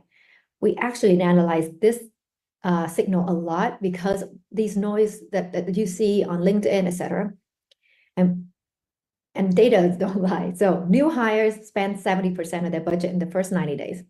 If you reach out to new exec hires in the first 3 months, you have 2.5 times higher conversion rate to new opportunity than if you wait 6 months later. So forget all of this stat, right? Just think for yourself, like if a new exec is hired, they are hired for a reason. They have a strategy they need to execute very quickly. Typically within the first 3 months, they have to report to their leadership or the board. And they have a budget to make the strategy happen. So the first 3 months, this is where they're going to make their plan and execute their plan really quickly so that by the end of 3 months, they have something to show. So that's why new hire and promotion signal works. Last one, not last one here, is like the buying group. So we know that the buying group's been getting bigger. We analyze opportunities, when we found multi-threaded ops, when you're like reaching out to the whole buying groups, the opportunities have 5 times higher win rates than if you single-threaded ones. Especially now in this current environment, almost every purchase is scrutinized, and it needs to have some kind of like a company-wide purpose, like a business use case. Otherwise, like a point solution is very likely to get shut down. Now, I'll give you one more stat and then I'll stop, because we have a lot of these things that you can read on UserGem's website. Another one that I thought was really interesting is targeting competitors of your customers. So if you reach out to cold accounts, assuming like say your conversion rate today is like 25%, reaching out to a competitors of your customers will give you an almost 2 times higher conversion rate. But there's more. If you mention the customer in the email, then you get another boost here. So essentially you get a 2.5 times higher conversion rate when you target the competitors of your customer and mention their name in the emails. So it's pretty cool. So those are just like some stats, right? But the screen I'm sharing with you right now is the taken from our board decks. So every quarter I would need to report where our pipeline came from. So at UserGems, we pull out the UserGem signals as its own program because we want to show this, because that's what we do. But a lot of our customers kind of group them under the outbound umbrella. Every now and then we've seen people grouping UserGems under inbounds, but it really depends on how the team's structured. But this percentage contribution to the pipeline, and this is sales accepted pipeline, has always been at least 15% of our pipeline. And as you can see, it's been going up as we're adding more signals. But it doesn't matter how the economy was performing up or down, the percentage was pretty much stable the entire 5 years I've been here. It's pretty wild having something like so consistent. And I want to also highlight here the efficiency ratio. So we talk about like, growth at all costs is out, got to be like efficient, growth is in. So the golden ratio is $1 spent in marketing should generate at least $10 in pipeline. And I really think that because of UserGems, we're able to keep the total efficiency ratio to always been around 11x. At some quarter, it actually went up to 15 or 14%, 15 or 14x. So I think that this really help us focus on accounts that are more likely to convert, and therefore we didn't have to spend as much high as many people. All right, so let's get to the meat of it, the playbooks. I know I said 5 playbooks. There's a bonus one at the end for those who want to add some jet fuel to their pipeline strategy next year. So the 4 playbooks. The first one is a really simple one. You might have heard of this if you follow UserGems. It's a past champions joining new company. Super simple. You can turn it on really quickly. So any of your past customers, past power users, admins, just track all of them. Even if they're in today, you never know when they could change their jobs, right? And especially starting a new year. We also track past closed loss opportunities and open ops. Past closed lost op contacts and open op contacts. So basically we track anyone who talks to us. That's the TLDR. And if they join an ICP account with the right title, then we automatically add them to sales sequences in Outreach, SalesLoft.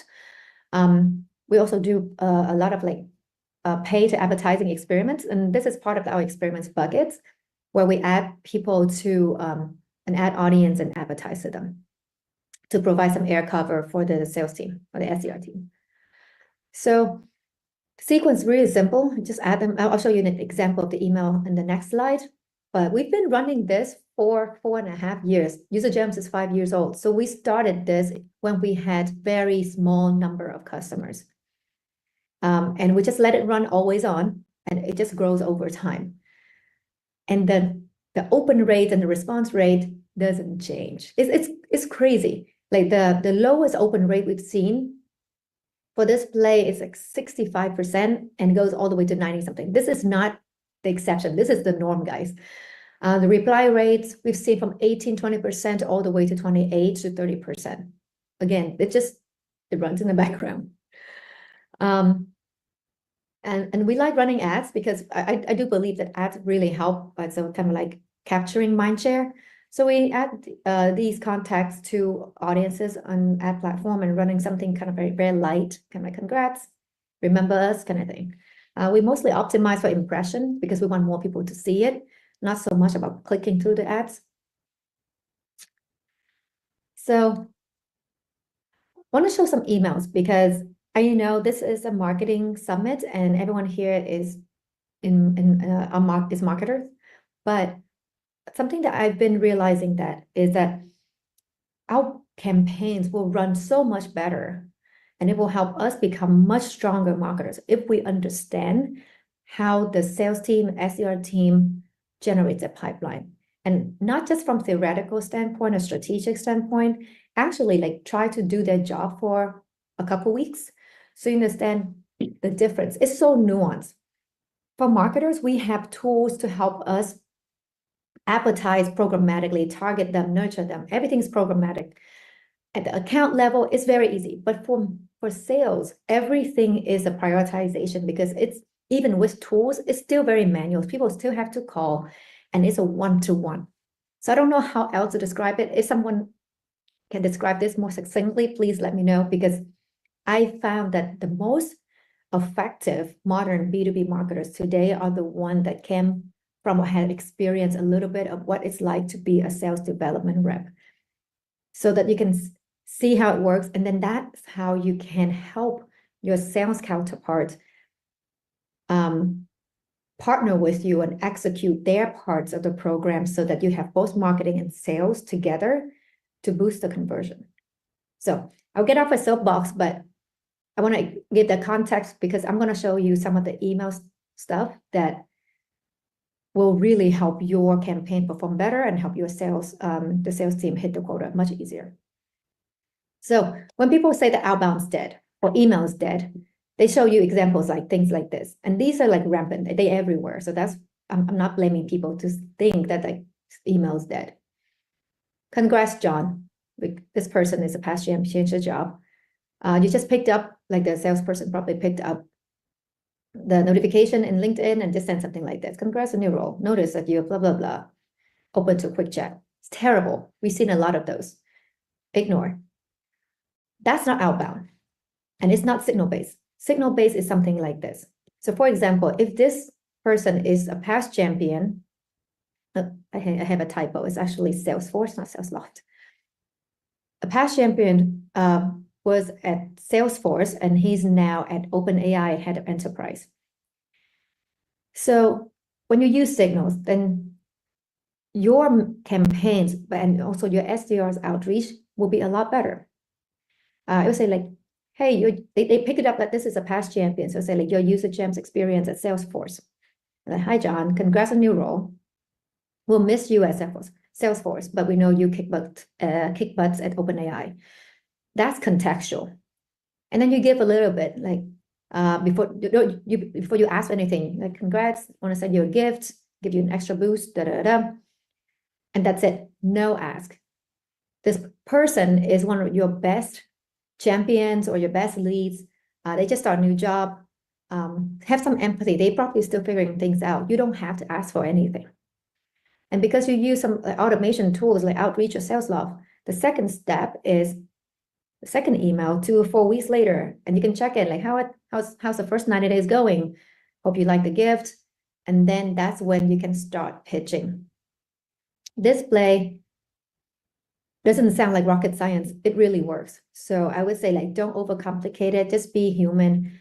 The fact that you don't ask for anything already helps you cut through the noise compared to everybody else. And the fact that you can reference they have some relationship with you because they use you at Salesforce, that's already helped your subject line cut through the noise in the inbox. All right. Second play. So now we're going to make things a little bit more, step by step, getting more complicated. So this one is revive close loss or revive the dead. One of our team's favorite, generated majority of our pipeline first half of this year. So previous close lost to us as a signal, that's like account signal, right? Like the account had some kind of thing in the past with us. And then we noticed that there's a past champion that just joined that account, or that account has a new hiring promotion, or that account all of a sudden start visiting your website and high value pages like pricing, request a demo but didn't request, product overview, competitive comparison, etc. So when this happened, when you combine these two signals, right, immediately set up some workflow to trigger or adding those people into sequences or like some kind of Slack alerts for your team to reach out. So a lot of time people, when they see this, they will, like say the website visit, but they set up some kind of automation. There's some tons of automation tools out there. So when they see someone visit the website at the pricing page or something, immediately they blast out to anyone at the account. This is true story. They will blast from like demand to AE to head of finance to our CTO, etc. And it's just generic message.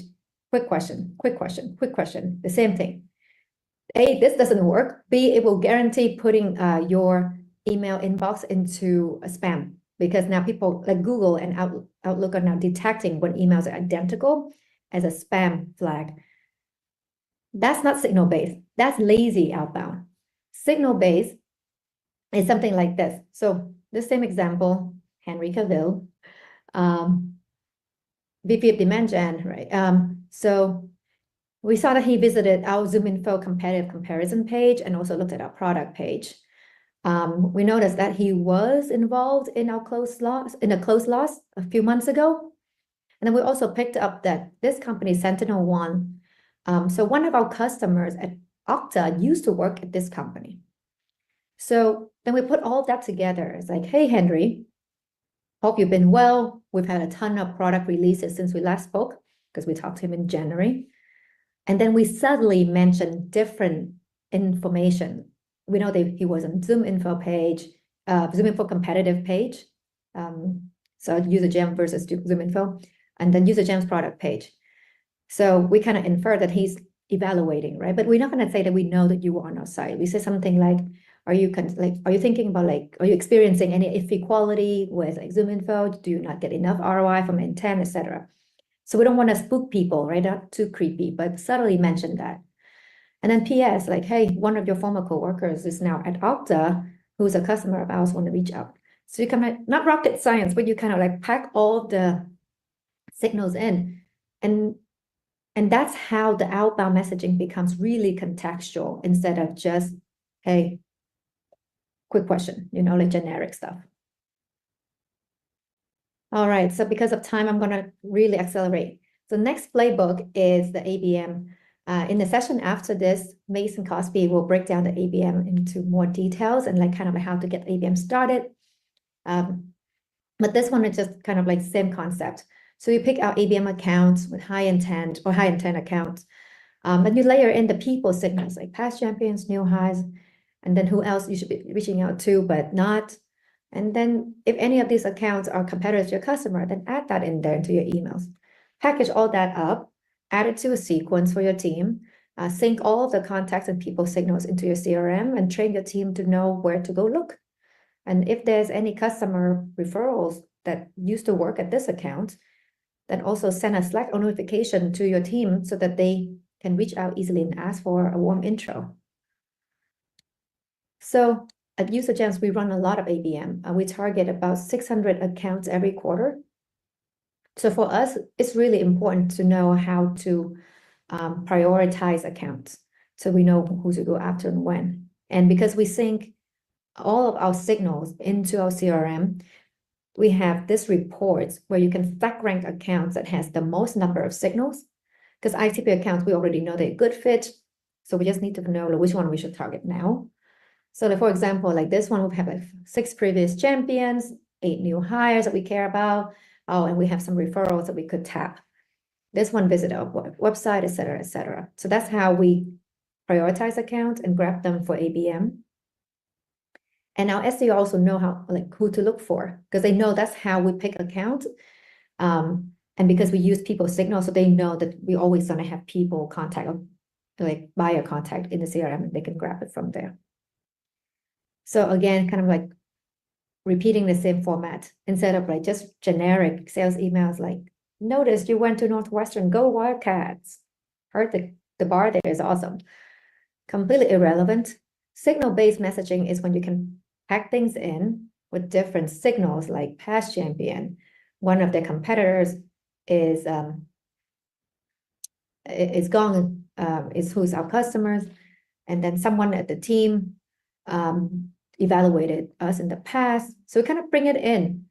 I mean, again, it's not rocket science. It's this kind of nuggets of information, or AKA signals, are everywhere in your CRM. You can buy a tool to bring that in.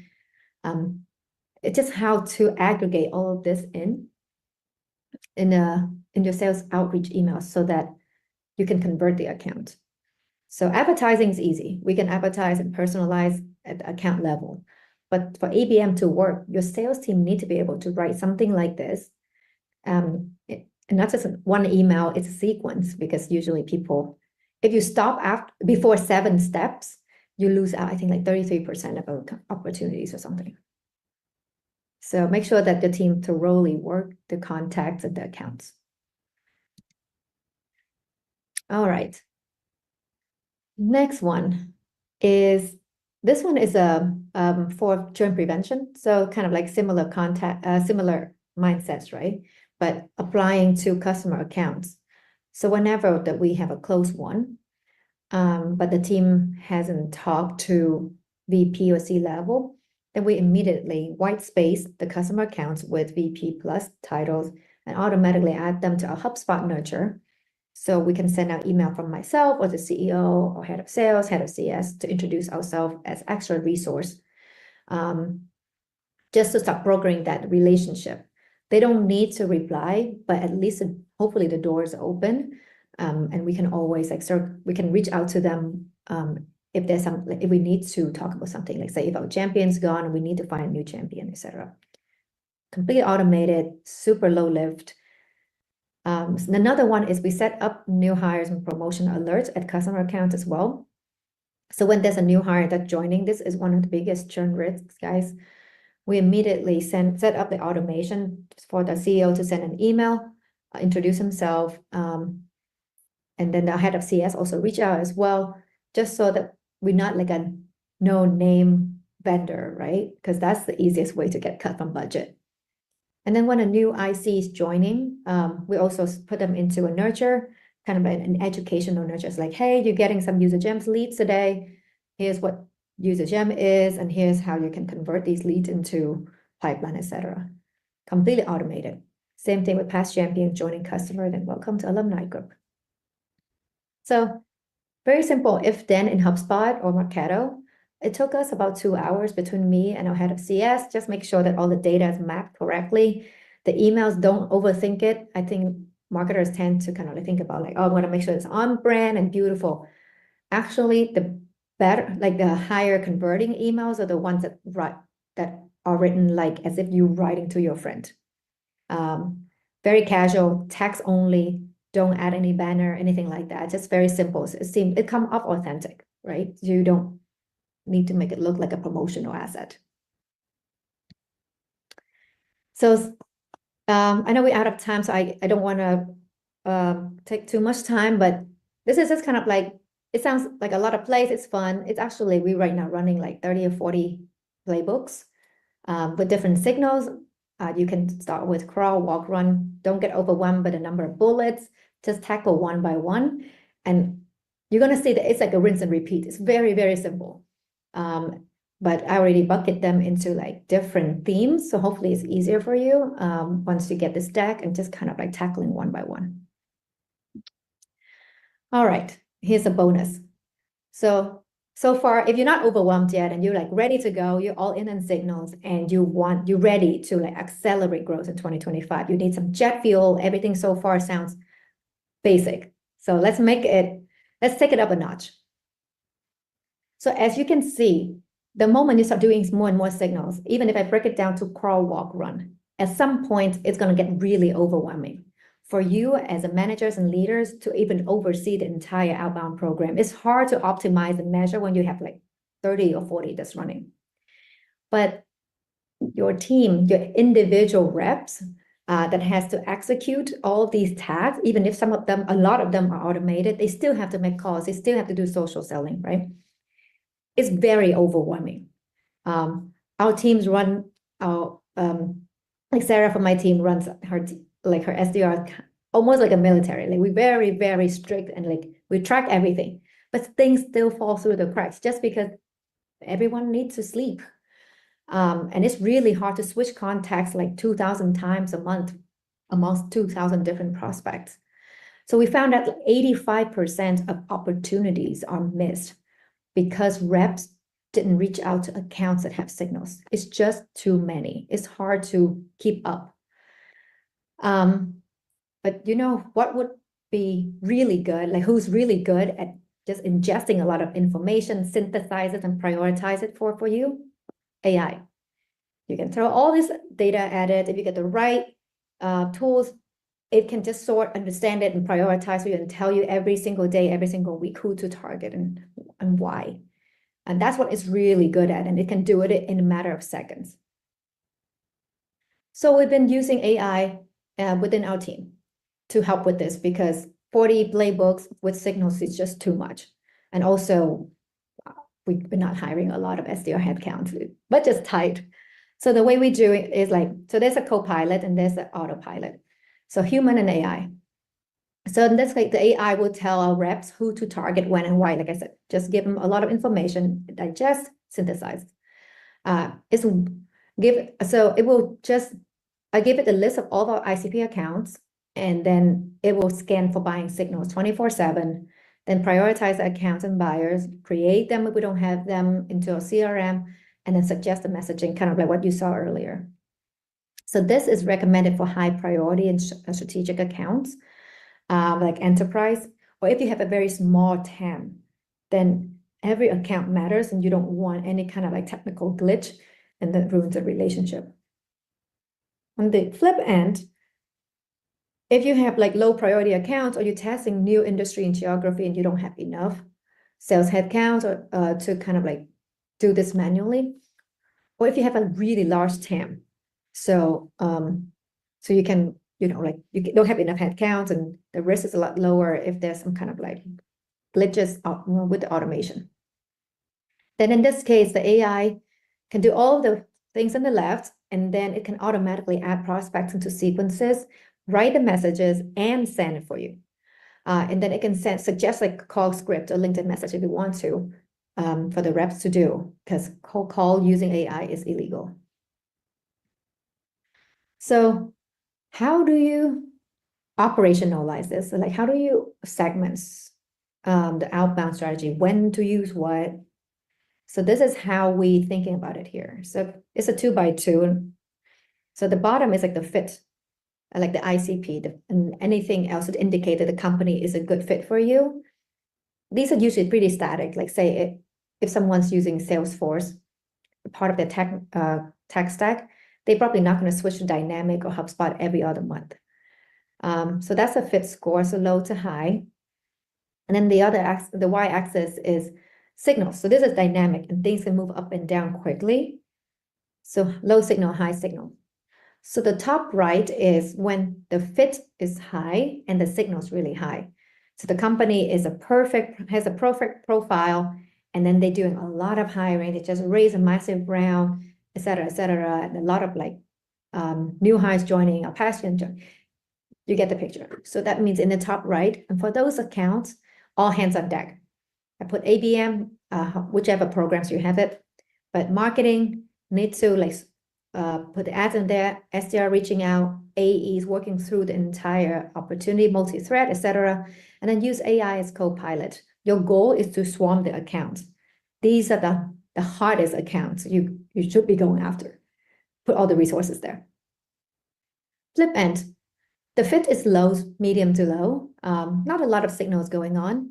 So you use AI as autopilot to monitor these accounts until they kind of like showing some interesting things, like that they kind of like low fit, but now they start having a little bit more signals. Then it can automatically send nurture emails, short sequences, kind of like get them interested. But this is not where you should put human in. You just, unless you have a lot of resources and budget and headcount.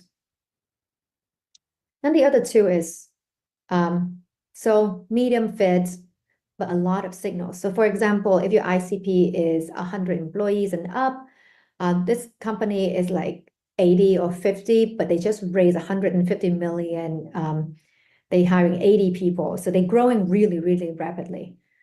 Then it's an SDR prospecting with AI help. And AI can help from like 70% to 80%, then an SDR kind of like taking care of the rest. This pool, from my experience, tend to be pretty high to large volume, and the SDR need to like act quickly. So that's why we put SDR here instead of AE.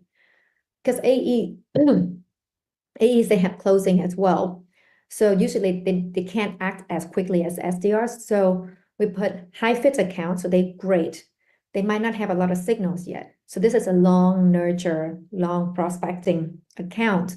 So we want to put AE there with AI Copilot. So that's how we structure it. Divide and conquer user gems. Obviously, it might be different in your organization, but that's kind of like how we segment outbound. So here's a checklist to accelerate growth with this like jet fuel. Define your ICP, build an account list, capture contacts for those accounts, make sure that you capture and refresh these contacts every month. Because if your contact data is stale, then you can't run a lot of like fun campaigns, but your sales team also don't trust the program anymore. Or like if they have to do a lot of manual stuff, they just don't do it. And you can't use AI if your data is bad. Because then you just hit the wrong people, a lot of wrong people with wrong messages. Then use tools to monitor those accounts and contacts for signals. Our recommendation is weekly to monthly. Like I said, signals do decay, the value of signals do decay. So you need to make sure you capture them on time and action quickly. And then you segment them kind of like what I just showed earlier, depending on how your business structured, and then go live. Get a tool for an AI tool to help you with the autopilot and the AI research. When you evaluate tools, a lot of AI companies will show you the beautiful email messaging. Don't start there. AI messaging is just prompt engineering. It sounds fancy, it's not hard, and you can always iterate. But the thing that will make or break your AI program is the data. So if you talk to any AI vendors, ask them to open the black box, where the data coming from, how do you know the data is good, how do I know that the data will stay good after I sign a contract with you. Once you feel confident in how they approach how they build, how they approach this whole thing, then you can look at the prompt engineering at the end. It's like, okay, do you have the right prompt to make it sound like not like a robot? But then again, most of these AI tools will let you put in your own custom prompt. So this is actually not the hard part. The messaging is not hard. Like you saw some email earlier. It's the signals that makes the emails and the outbound relevant and therefore converting. It's not how beautifully written those emails were. They're fine. I mean, they're good. But you don't need it to be like Shakespeare level. Actually, don't make it Shakespeare level. All right, to wrap this up, I know I'm over time, but a couple of free resources for you. So if you want to learn more about like different signals, how well they convert, etc., we released this report. It's free on our website. It's called Power Up Your Pipeline. It's really fun to read, and it's a live report. So as we talk to more companies that use different signals, we'll ask for their playbook, and we'll add those playbooks into the report. So you have more inspiration of how other companies go to market using signals.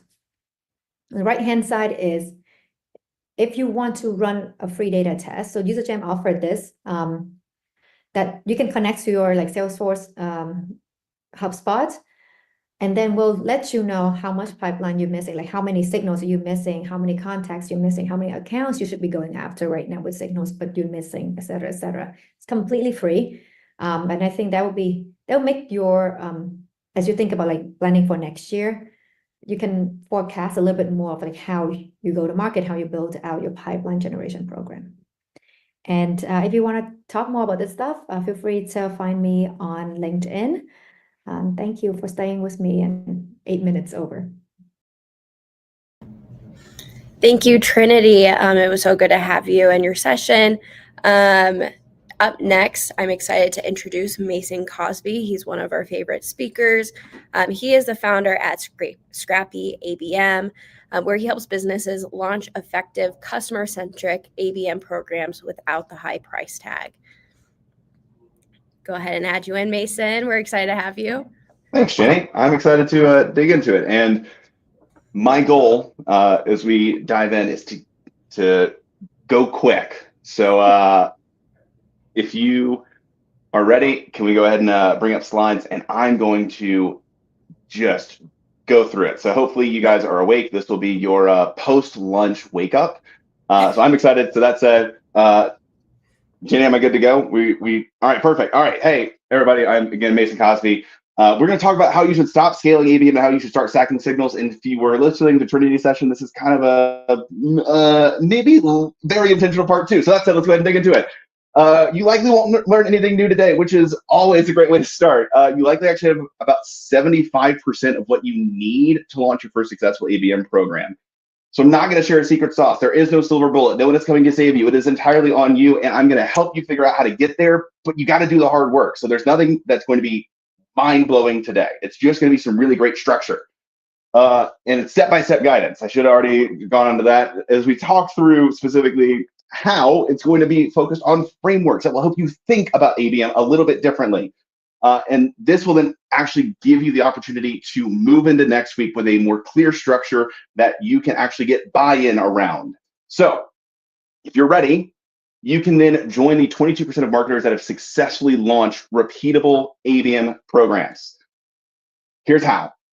I don't know about you, I've got two screens. So on one screen, I go ahead and pull up a Google Doc, or if you're like pen and paper, you can do that too. Write down the following categories: awareness, initial engagement, meaningful engagement, marketing qualified account, re-engagement, sales qualified account, and opportunity. You're gonna wanna write down these categories. The next thing, you're going to want to create a quick chart. And again, if you're doing this on a sheet of paper, I would do all those categories I just outlined down the sheet of paper.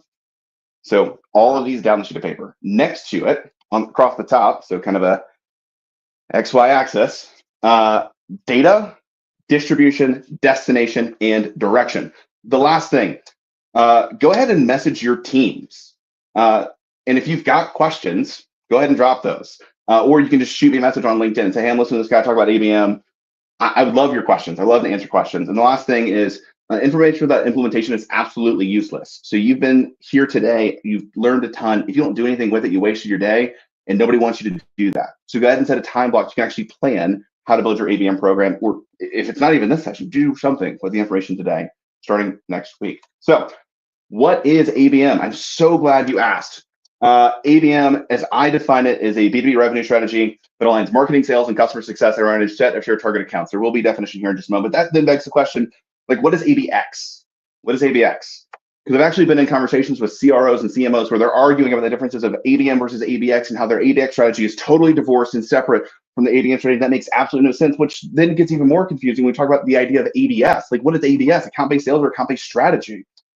And how is that different from ABX? And now we're even more complicated because we've now got ABE. We've got this thing called account-based engagement, or I've had someone else call it account-based everywhere or account-based everything, which then begs the question, how is that different from account-based customer marketing? What is ABCM? Goodness gracious. And I don't know if you guys are seeing this new acronym that's coming up called ABGTM. It just feels like the letters keep getting longer. And I don't know the differences, because here's one of the challenges when it comes to ABM. When you throw out the idea of building an ABM program, people get a little sweaty. They get nervous because they're like, I've done that before and it didn't work. So now we rebranded it to ABE. And then that didn't work. So we rebranded it to ABS. So we rebranded it to ABGTM. Like, we don't know what we're talking about anymore. So in an attempt to create clarity, which is what I think people were trying to do, no one maliciously creates new terms to create more confusion. They may be trying to be a category creator so they can say they're totally different, but it's all kind of the same. Regardless, we tried to create more terms to create clarity, and it didn't work. It got more confusing.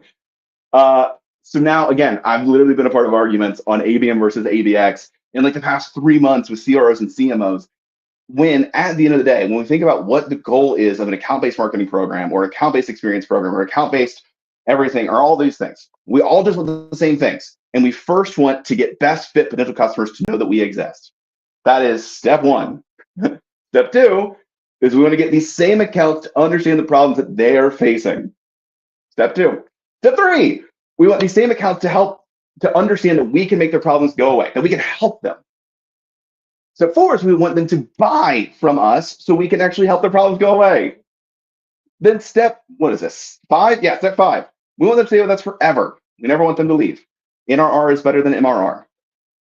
And then lastly, we want them to buy more from us. That's it. That's about it. I've yet to find anything where anybody wanted anything else when it comes to a go-to-market strategy and a go-to-market plan.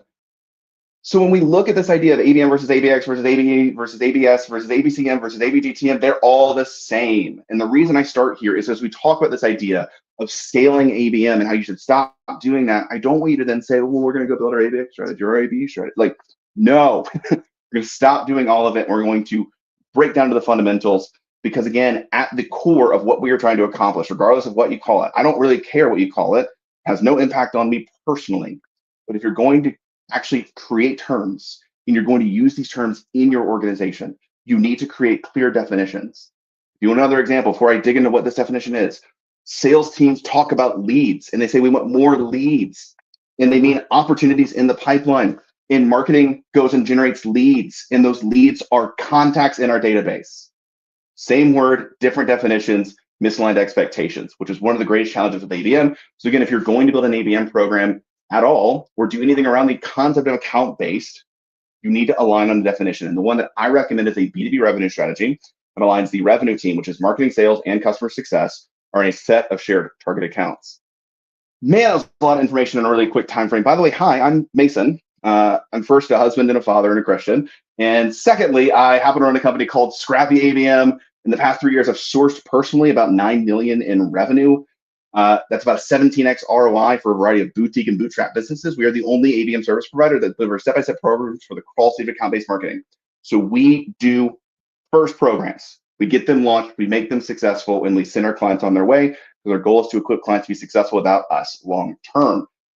So that begs the question, because if a lot of what we focus on as an organization is helping people not fail with ABM, why does it fail? And there's really 3 core reasons.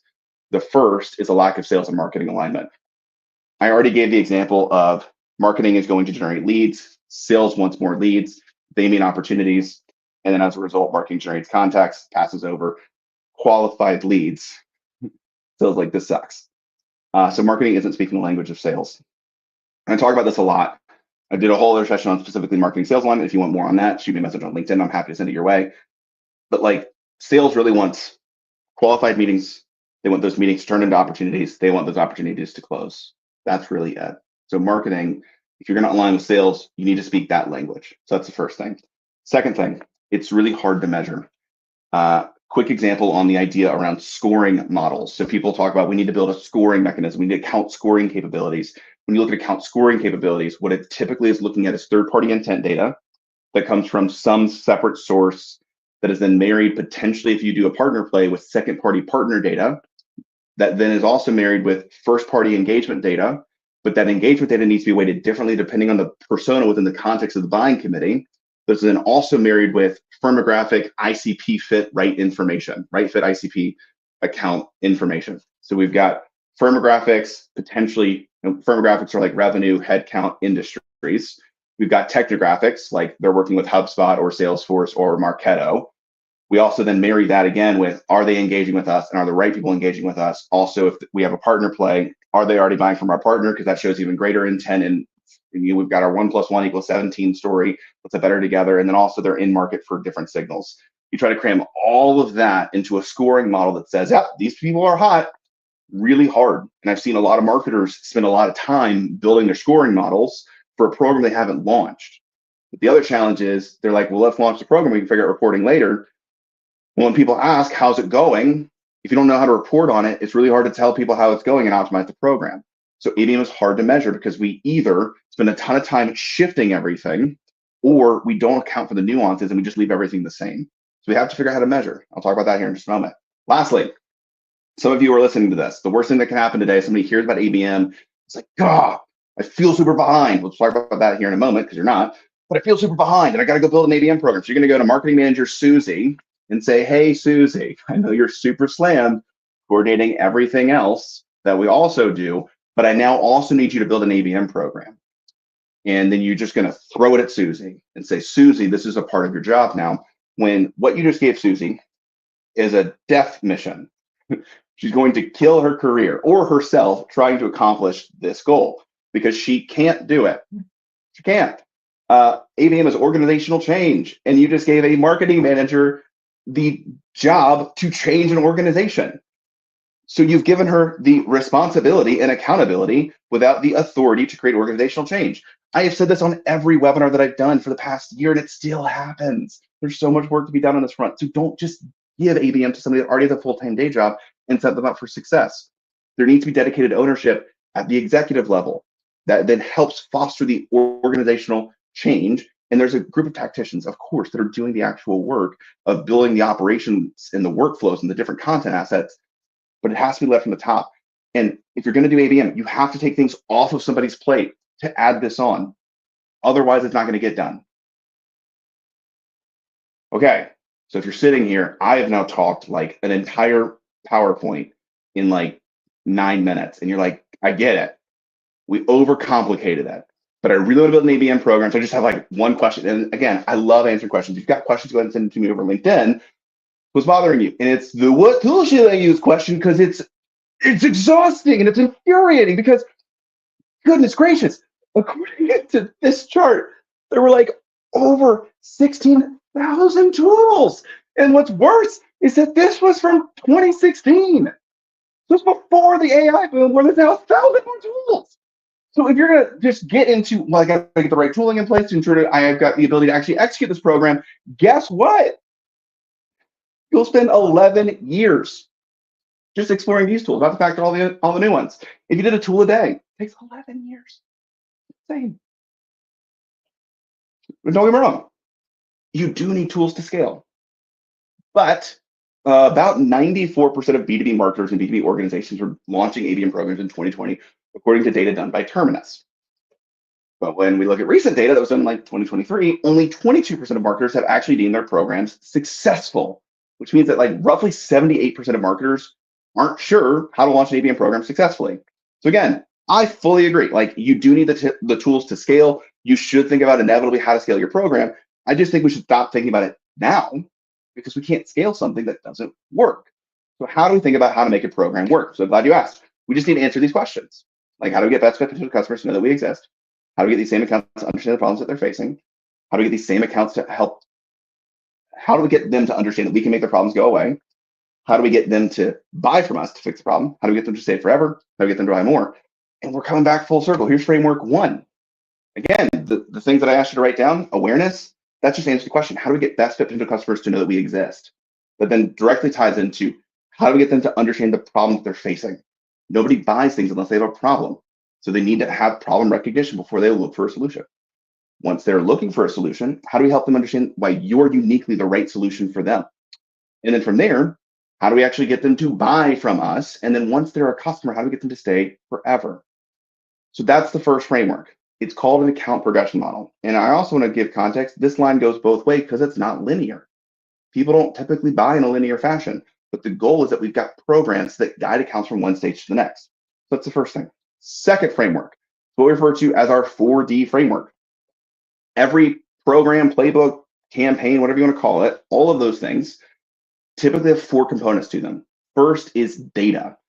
Data is a mix of targets and triggers. So you have to have right people to go after. And this is a huge miss, because often people build ABM programs around just targets. So they'll say, awesome, I don't get context. This is what I did. This is my first ABM program. I'll tell you about it. I pulled a list of SaaS companies that were Inc. 5000 winners in 2020, and I said, we're going to go after these people. So I went after a bunch of targets and said, that's my targeting. They should obviously want to hear from me about how to continue their growth goals. It was a huge miss. Nobody responded because there was no viable reason to reach out. So it's not just targets, it's targets with triggers, AKA signals. Boom, full circle, signal-based marketing. There we go. That said, you need good triggers or signals to then give you reasons to reach out.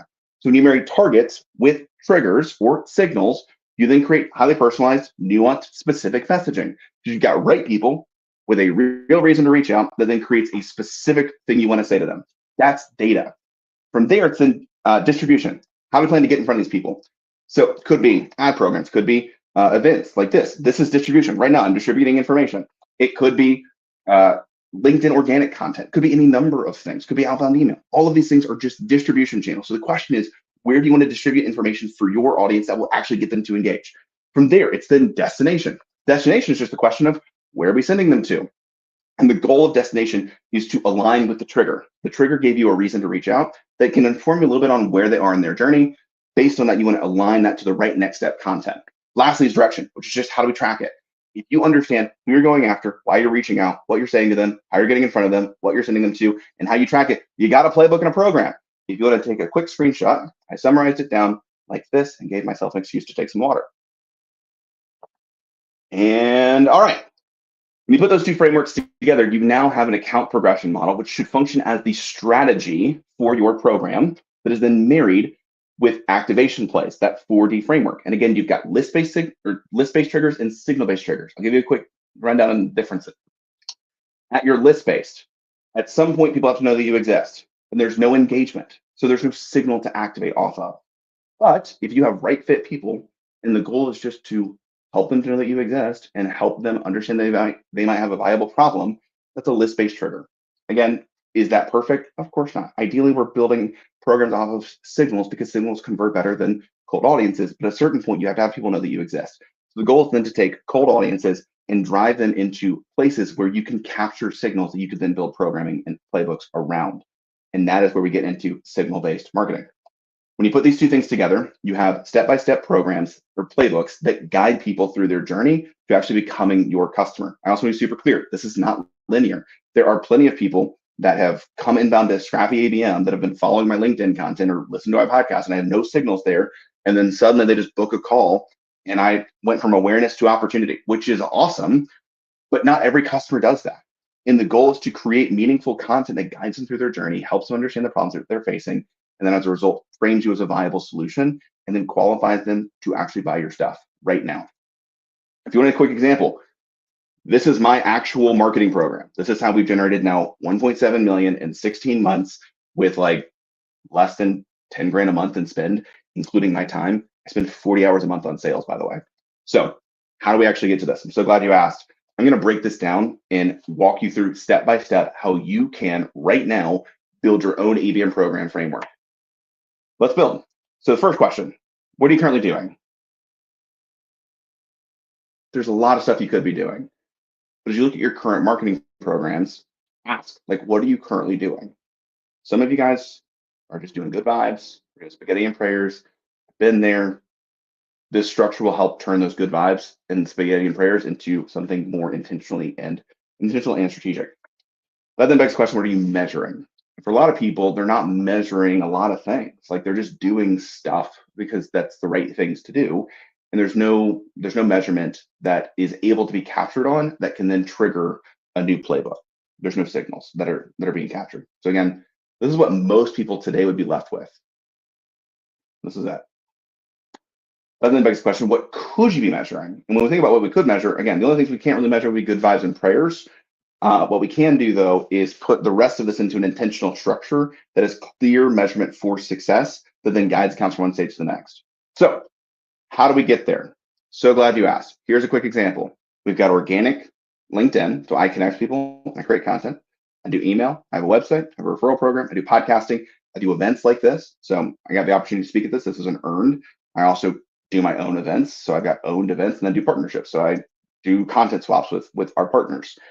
And also we do social selling. So based on people that have engaged significantly with my content, I might do an outbound program that gets them to new content, or I might do website engagement. And again, for us, when you think about it, how do we map this to the account progression model? So you have to answer the questions specifically of how does this engage best with potential customers? How does this get these same accounts to understand the problem that they're facing? How does it get these same accounts to understand that we can help their problems go away? How does it get these same accounts to buy from us to fix the problem? And how does it get these customers to stay forever and buy more? And when you think about it, here's the account progression model. So again, connections on LinkedIn, which are a measurable thing. You can measure the number of or who you've connected with. That's awareness. Content could be initial engagement. Email is initial engagement. Our website specifically, if you go to Scrappy ABM, links out to a couple of different things from a podcast and a newsletter perspective and like my LinkedIn, but everything else is super product focused. It's like, you can buy these things. That's about it. Podcasting. If we use influencers on our show, we then actually generate initial engagement because we invite influencers onto our show that are connected with our target accounts. So when they post on social about being on our podcast, it generates awareness within our target accounts and helps to build the problem, which is awesome. When we invite target accounts onto our show, that's meaningful engagement. We're building a more one-to-one relationship and helping understand how we could be a viable solution for them specifically. All of the events that I do, it's all initial engagement. It's just building pain, building problems, providing some information on how to solve viable problems. And then social selling. Content is meaningful engagement. We are building viable use cases and solutions. And then lastly, website engagement is still focused on re-engagement. So the goal is, hey, you've been to our stuff, you've engaged with some of our content, you might be interested in building an ABM program. I'd love to help you do just that. As we then think through an example of owned events or earned events, and how you can track this. If you want to scan this QR code right now, it'll take you to our newsletter, and then you can subscribe to our newsletter. And this QR code has got tracking on it that allows us to actually see who is subscribing to our newsletter from different places. I want to give context. If you looked at my program, which we'll come back to here in just a moment, I'm not going to sell you. I just want you to engage with the content and actually get some help. If you ever want to buy, awesome. I have other signals down the way that help me to know that you're in more of a buying mode. But for right now, this is perfect for just building a relationship and helping you out along the way. So if you want a quick breakdown, I'm happy to send over our slides and you can dig into this way more, but as a TLDR version, LinkedIn connections, we focus on ICP fit buyers, and then we use Ample Market for some of our LinkedIn automation and data enrichment. So as a result, we're doing Ample Market to build that list. From there, we then run a connection campaign as distribution. So that gets me connected with our right fit buyers. And then from there, they go to my LinkedIn profile. Our LinkedIn profile is optimized to educate people on who we are, what we do, and specifically see if they're interested in just having my content show up in their feed. And then from there, it's a connection acceptance. From there, based on people that are ICP fits and LinkedIn connections, because again, through Ample Market, I can actually filter down just by first-party connections. That is my data source. From there, I end up transitioning them into specifically distribution. So we are sending them emails about events. We are engaging in their social content. We are also inviting them to LinkedIn events because I can invite first-party connections to LinkedIn events. The goal is to then get them registered through a destination page, and then we track that as a event registration. Third, content engagement. So if someone's an ICP fit and they're highly engaged, then the goal here is to follow up with next step content. There's a tool called Air Traffic Control that can automate some of this, but it's super helpful as a way to directly get people engaged in the right next step content for them based on their past engagement. So that then leads into distribution, which is one-to-one email, LinkedIn DMs, and then social content tags. If you see something that's relevant for somebody else, tag them in it. That then leads into a destination, which could be podcast episodes for us. We did a show with Audience Plus called ABMified. We also have a masterclass that we did with Usership, which we'll talk about here in just a moment. And also product pages. So if somebody's super, super engaged, it might be, hey, it's time to actually consider potentially partnering. Hopefully that's helpful. And then we track all of that through our B2B and then HubSpot. You get the idea here. The goal is to have clear data sources that gets into distribution, that gets into where we're sending them and how we track it. This is a much more detailed version that you would want to inevitably build out, but for the purposes of this presentation like this, I just kind of wanted to give you the TLDR. If you want this template, I'm happy to actually send you this template as well. Shoot me a message on LinkedIn, and I'll send you the template. That said, this is how we then structured LinkedIn podcasts, events, website engagement, all into a repeatable account progression model that engages our right fit customers. And once somebody actually enters into our pipeline, we close at 40%. So this is something that I know is highly effective for pipeline acceleration, increasing customer lifetime value, and as a result, increasing deal sizes. If you want an example, you can scroll back for LinkedIn post where I talk through how we 3x our customer lifetime value in the past 6 months using some of our programs and our processes here to target better fit customers. So this is what I'd recommend you walk away with as something you can start to execute up against right now. I just walked through this in like 20 minutes and I gave you as much as I could. There's a lot of information. Feel free to ask questions. And again, here's the TLDR version of the 4D framework. If you missed it, here's an opportunity to take a quick screenshot. Last two things, and then we are at time. You will likely have some gaps. Like, this is not a full solution. This is to get you started. And the recommendation is to map out the current programs using the 4D framework as a diagnostic tool. If you use it as a diagnostic tool to identify your different opportunities and gaps, you can then figure out where you need to optimize the existing programs. For a lot of people, that is typically the direction component of we're doing a lot of things, we aren't tracking it in such a way that we can capture viable signals, at which point you can then go solve that specific problem. So you figure out how to track those signals. So that's the first thing. Second thing, well, I just talked through it. So you make adjustments to how you track. So the goal is that your direction of an awareness level program should then feed into the initial engagement type program. So if you are doing things at awareness levels that aren't able to be activated on at the initial engagement level, you then want to create a new way of tracking and a new direction capability. And then lastly, is you identify your missing playbooks. We launched a newsletter because we really struggled to go from awareness to meaningful engagement. So we created a newsletter that is entirely focused on helping people build ABM programs today as a way of generating initial engagement. I will likely not convert like 98% of the people that subscribe to our newsletter because they're not our target accounts. I'm only focused on engaging those target accounts. So again, you're welcome to subscribe to the newsletter. Hopefully it's super helpful. Last thing, 2 free things. UserGens and I partnered to build a masterclass on how to do ABM. It is literally 2.5 hours. So if you enjoyed this like 25-minute session, this goes exponentially deeper on how to build this in excruciating levels of detail. That's the first thing. You can see on this QR code to get that, or you can just go to usergems.com in the resources tab. There's a scrappy ABM masterclass. That's the first thing. Second thing, highly recommend this newsletter. Could not recommend it enough, simply because I try to actually give everything away for free and help you build programs today. So if you're trying to build ABM, I also want to give context. I have like 1 client slot left, and I've got probably 15 people in pipeline right now. I'm not sure that I can take on any new customers for the next 6 months. So I'm not trying to sell anything. Please get this resource. Please use it, build successful programs. Tell me how awesome your programs are. And I'd love to invite you on the podcast to walk through it. So that is everything that I've got for you today. Thank you so much for joining me. Jenny, I think you are back up. Well, thank you again for joining us. It's always a joy. Absolutely. Thanks, everybody. Great. So up next, we will be joined with Christina Mag. She's a brand consultant and owns Hoopla, a promotional products company. She is based out of Boise, Idaho, but works with clients all over the United States. Her experience as a former executive assistant influences how she views each project through the client's lens and her high level of customer service. Go ahead and add you in. Hi, it's nice to be here today. And thanks for the intro. Yes, I own Hoopla. I started it 5 years ago, right before COVID hit. And the reason I started it was I was tasked with buying branded promotional products for really big tech companies and things like that. And so when I looked to get out of corporate America, I kind of fell into it, and I really like it because I love shopping. So it's like being a personal shopper for brands. I'm going to talk about today the branding and the buyer journey. So let me start with, okay, so promotional products, what are they?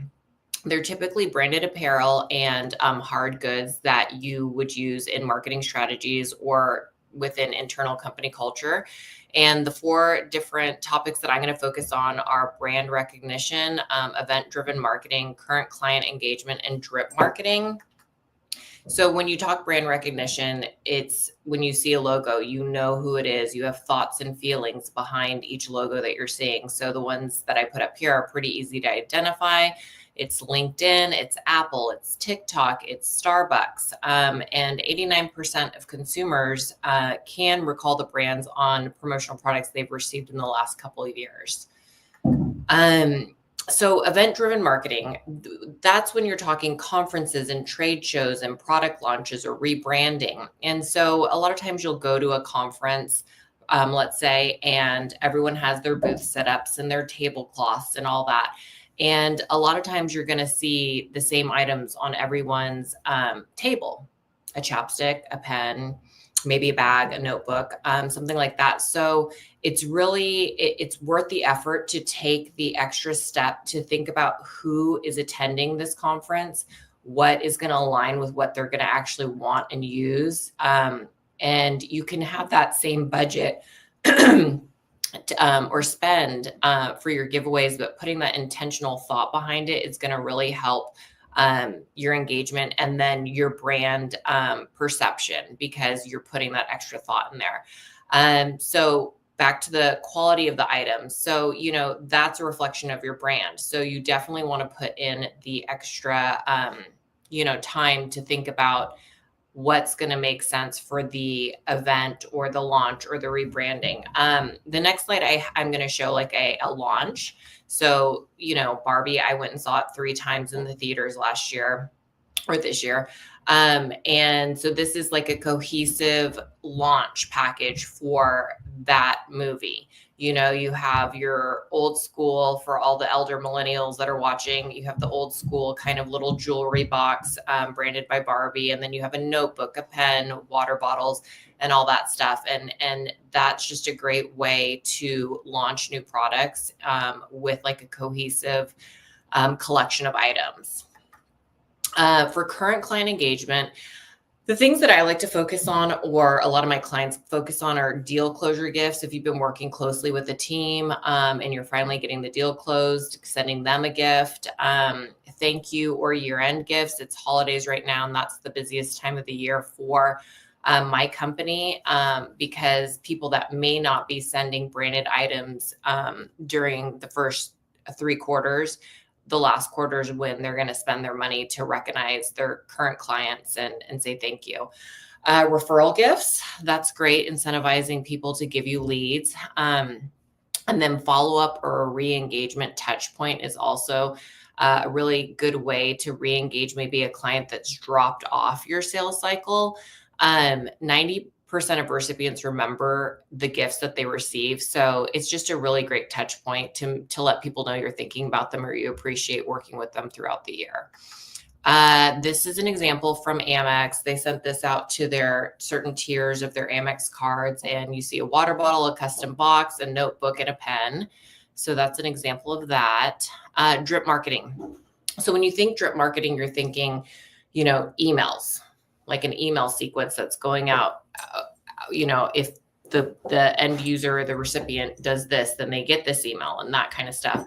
But adding a branded piece as a follow-up gives you another touch point to leverage when engaging with prospective clients. So I do have an example. This is a really big one, but you can do something smaller than this, but it has my name on it.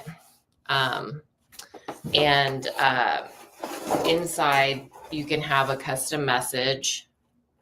I don't know if I'm so bad at this mirroring. There we go. And then, or you can even just send these canisters alone, mailed alone, and you can have the variable data and stuff. And that's just a great touch point when you're doing drip marketing to kind of seal that call to action, whether it's just getting them to respond or being able to call them and say, did you get that gift I sent you? And then get the conversation going if the emails aren't cutting it to get the client to engage. This is an example from Hilton. They sent pens and notebooks in a custom box for their marketing campaign. And when you think drip marketing, you want to think, or drip marketing promotional products, you want to think things that are easy to mail, because most likely you're not going to be physically dropping them off. So things that are easy to mail, things that can be personalized. So notebook, tote bags, water bottles, those are all kind of great choices for that. Okay, ROI with branded merch. So the most popular categories are going to be wearables. So that's something like apparel, a hat. And when you think wearables, you have to understand that to collect people's sizes is going to be a difficult feat. So unless it's something that you already know their size, I would definitely go with more of like a hat or something like that, because then you're not going to have to guess or collect that data internally for an internal company gift. I think wearables like apparel is great. Writing instruments, so pens, extremely popular. Drinkware, also very popular.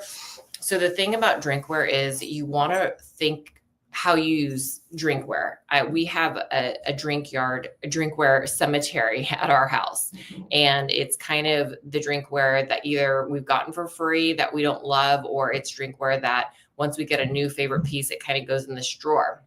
So if you are going to give drinkware, you want to be thoughtful about it, and you want to give something that's going to stand out that people are going to be excited to get. So here's an example here. Everyone loves Owala, and this one has branding on it. I don't know if you can see it, but it has the branding on it lasered in. So that's like a piece people are going to be super excited to get. And it's an Owala, it's a retail brand. So that's kind of where you want to kind of put some thought behind drinkware if you are going to get that out.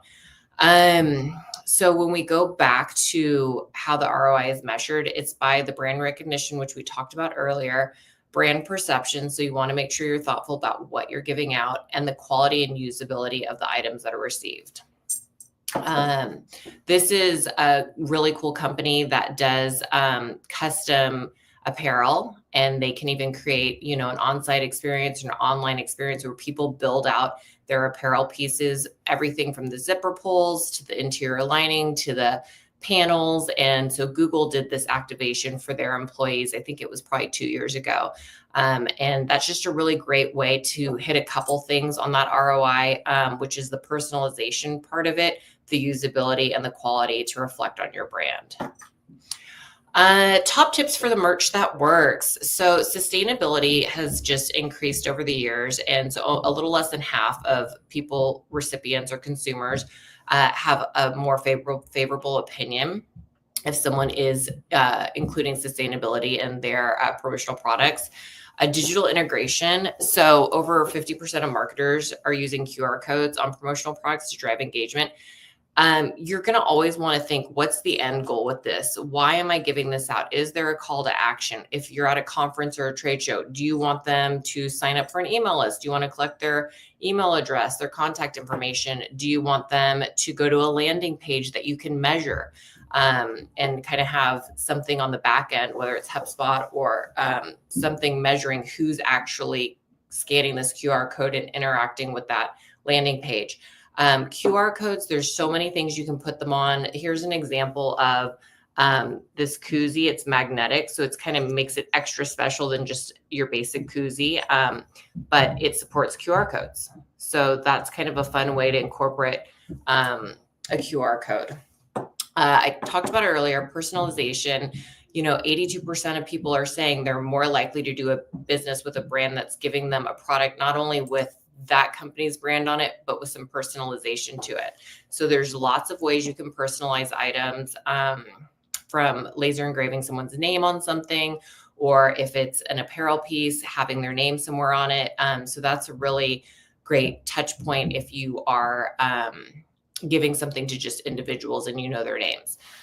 And then Gen Z and millennials, I think they are quickly becoming the decision makers at a lot of companies for a lot of things, getting you in through that gate that you need to get through to schedule that meeting. And so 84% of Gen Z and millennials, they're more likely to do business with a company that gives them promotional products. And that kind of circles back to making sure you're giving something of quality or usability, so it's a reflection of your brand. How to get started. So you probably already have a marketing strategy, but if you don't, you want to make sure you align them with some KPIs so you can measure how they're doing. The most important thing, I think, is making sure you have a budget, a timeline, and a call to action that you're working towards.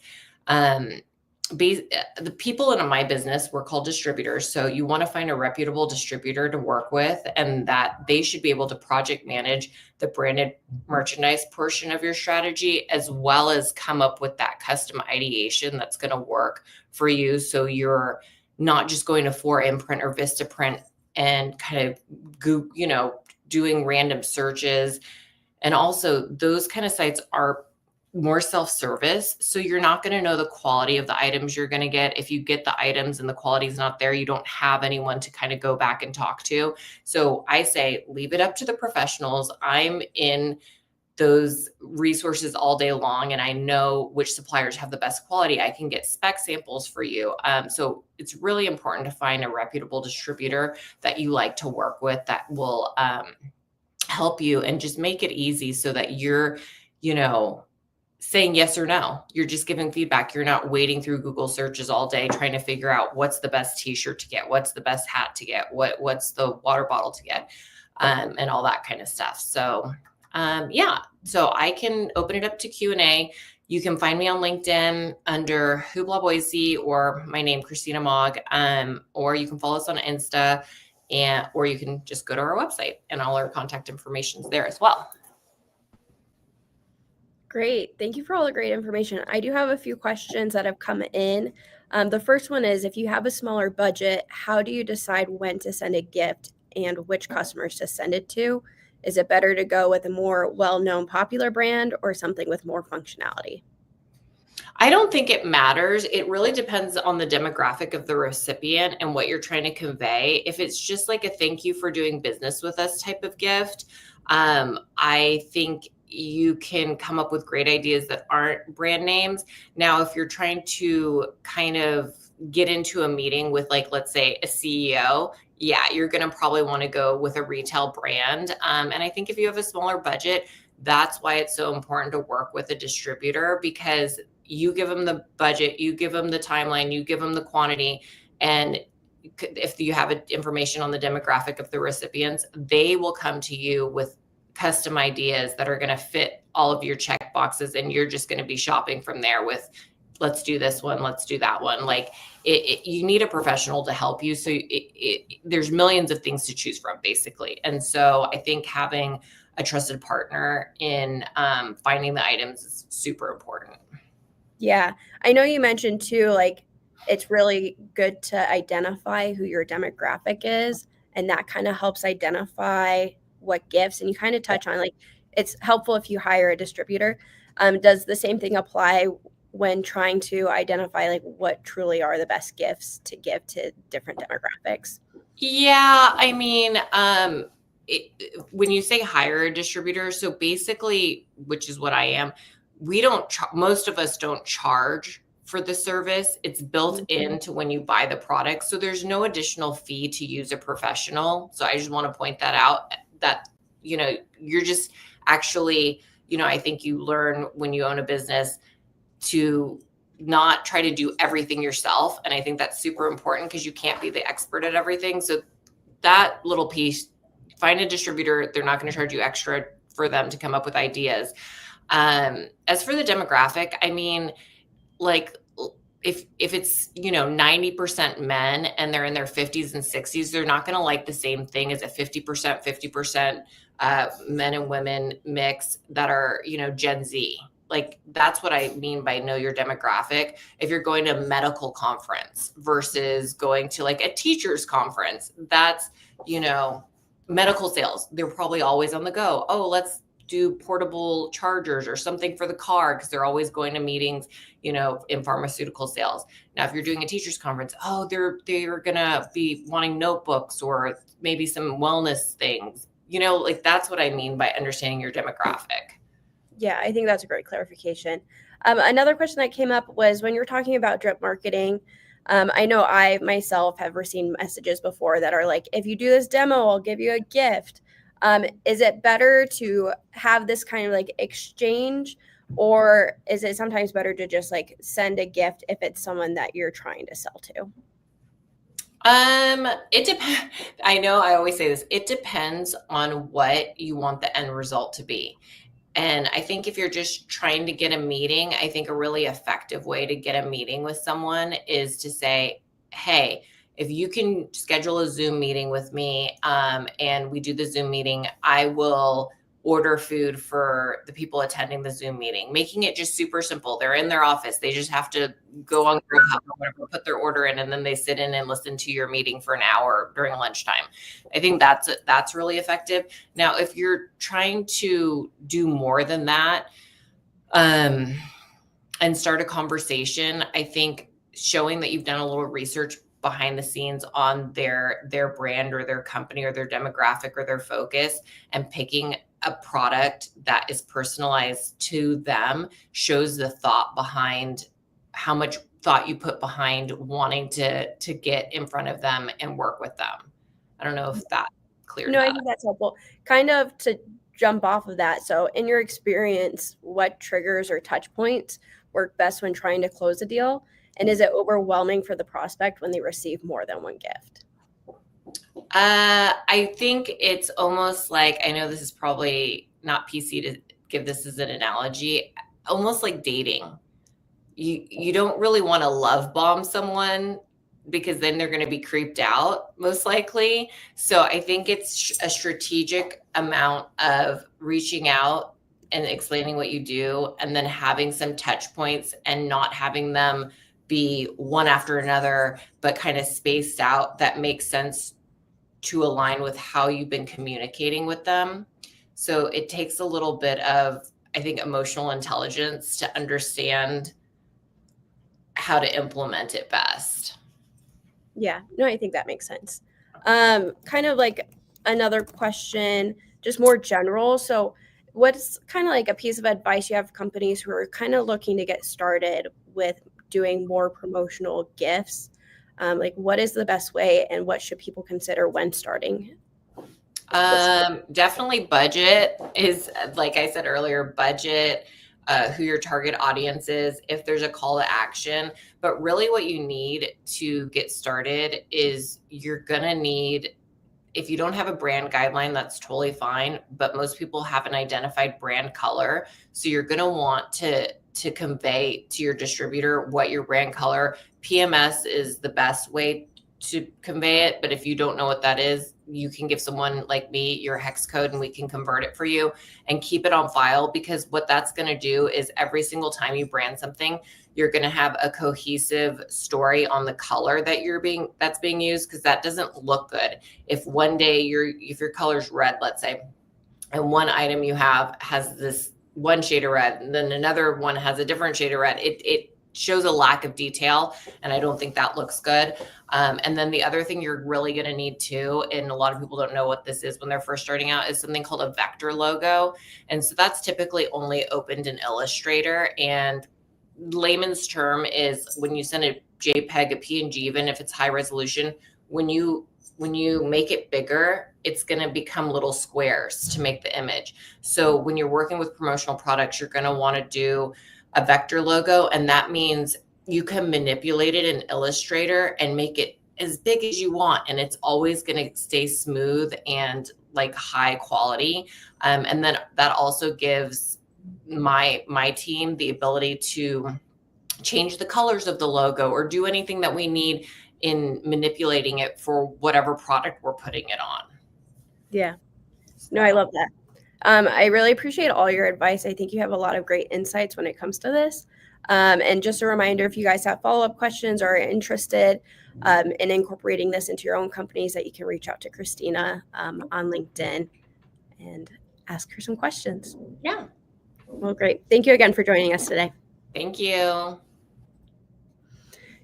So before we jump into our next session, I just wanted to have a couple reminders.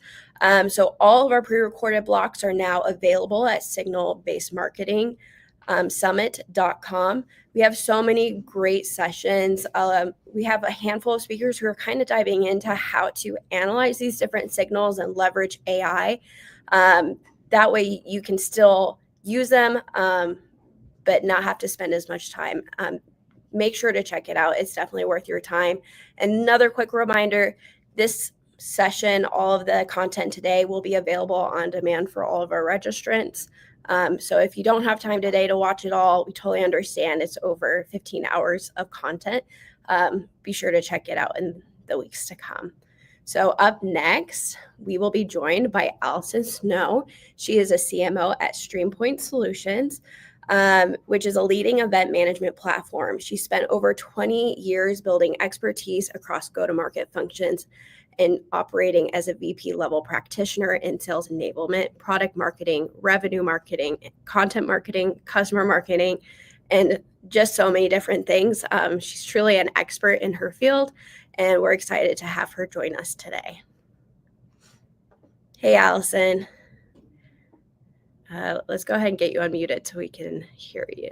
Perfect. Sorry, I had done that in case you could hear me while I was backstage. Good.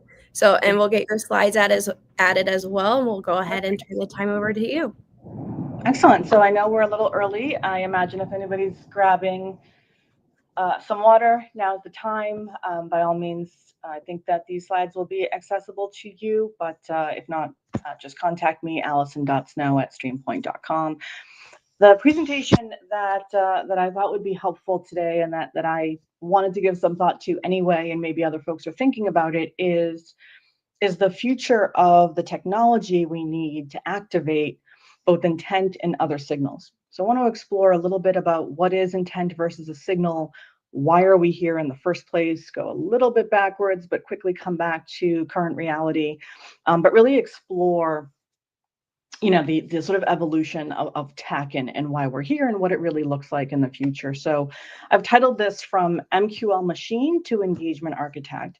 And what that's supposed to mean is the traveled road that as B2B marketers we have been on since maybe 2014 or so. That's as far back as I've taken this presentation, where we were really the bearer of load volume, right? I think we worked as lead volume department, and at least broadly we did, and we've been asked over the last few years, decade or a little more, to be more of engagement architects. And good engagement requires insights, and insights come in the form of intent data and signals. Fairly broad categories that we'll explore a bit more. So I really want to think about the evolution we've had from what was marketing automation and what it looked like and how we used it and how customers reacted to it, even us as customers, and then think about what the future stack looks like. So let's dive in.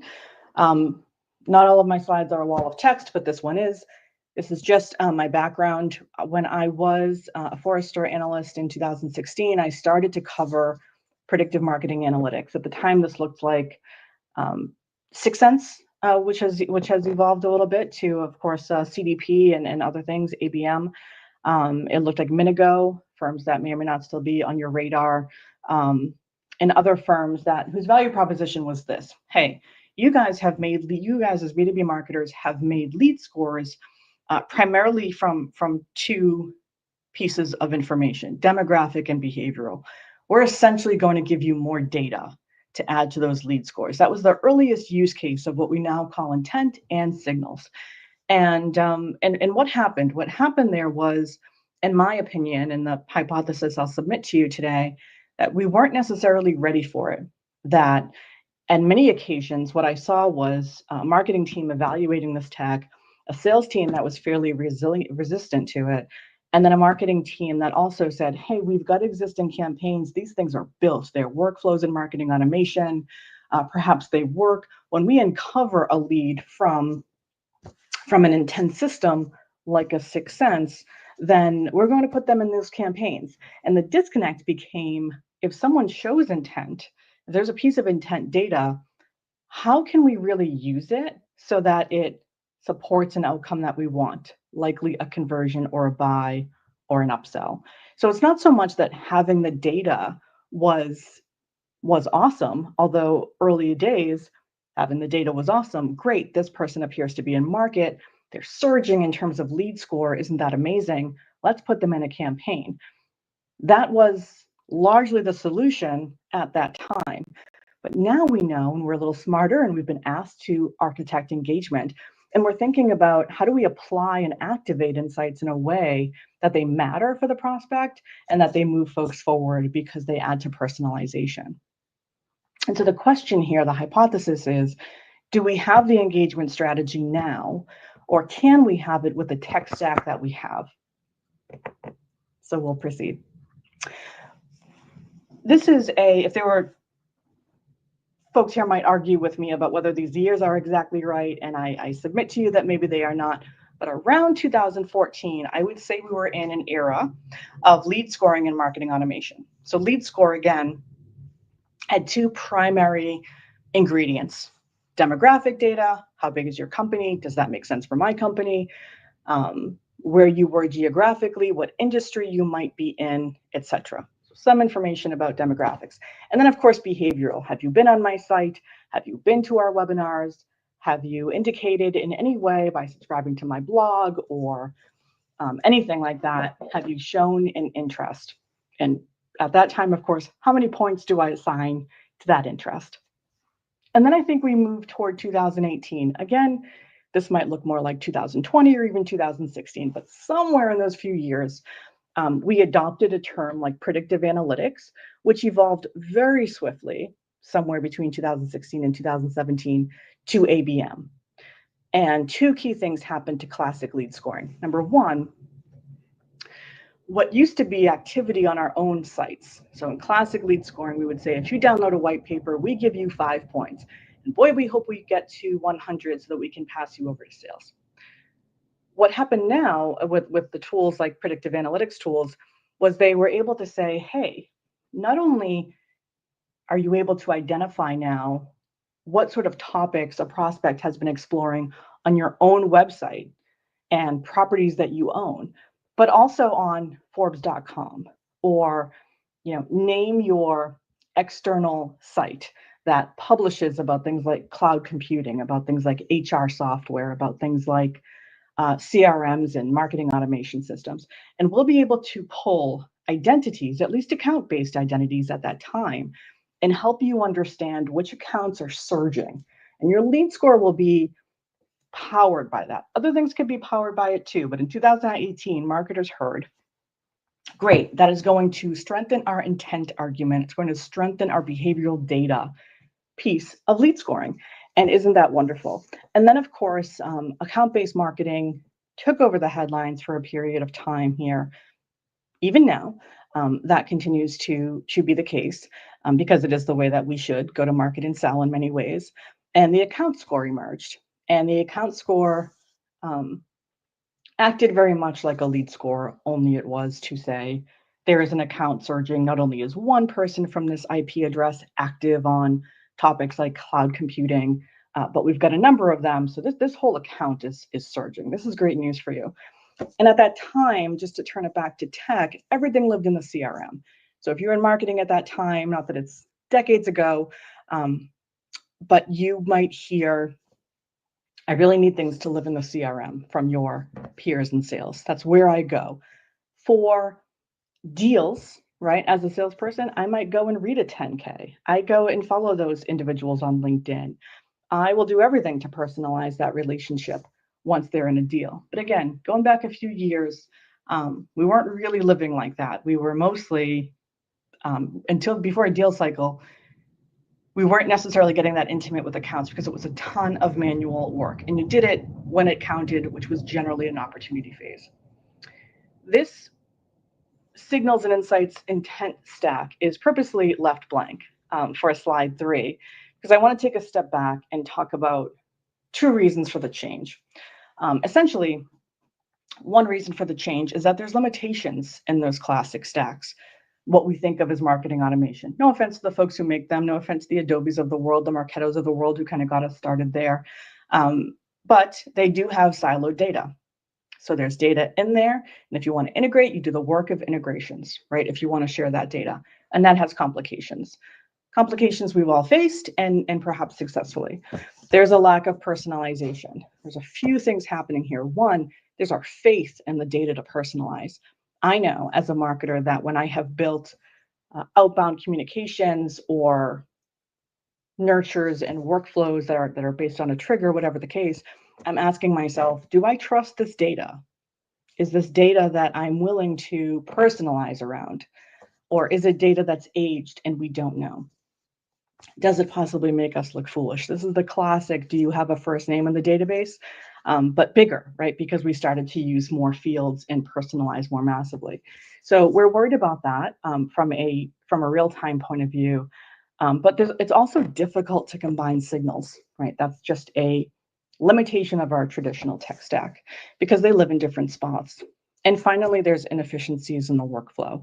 We don't necessarily track well the signals that are important to our customers. And I'll get into that in a little bit. The other piece of why we need to evolve it's not that the tech doesn't serve us, it's actually that the tech doesn't serve our customers. And there's a number of reasons why here. And while this slide looks simple, any combination of words on this slide could really be at least a half an hour engagement in itself.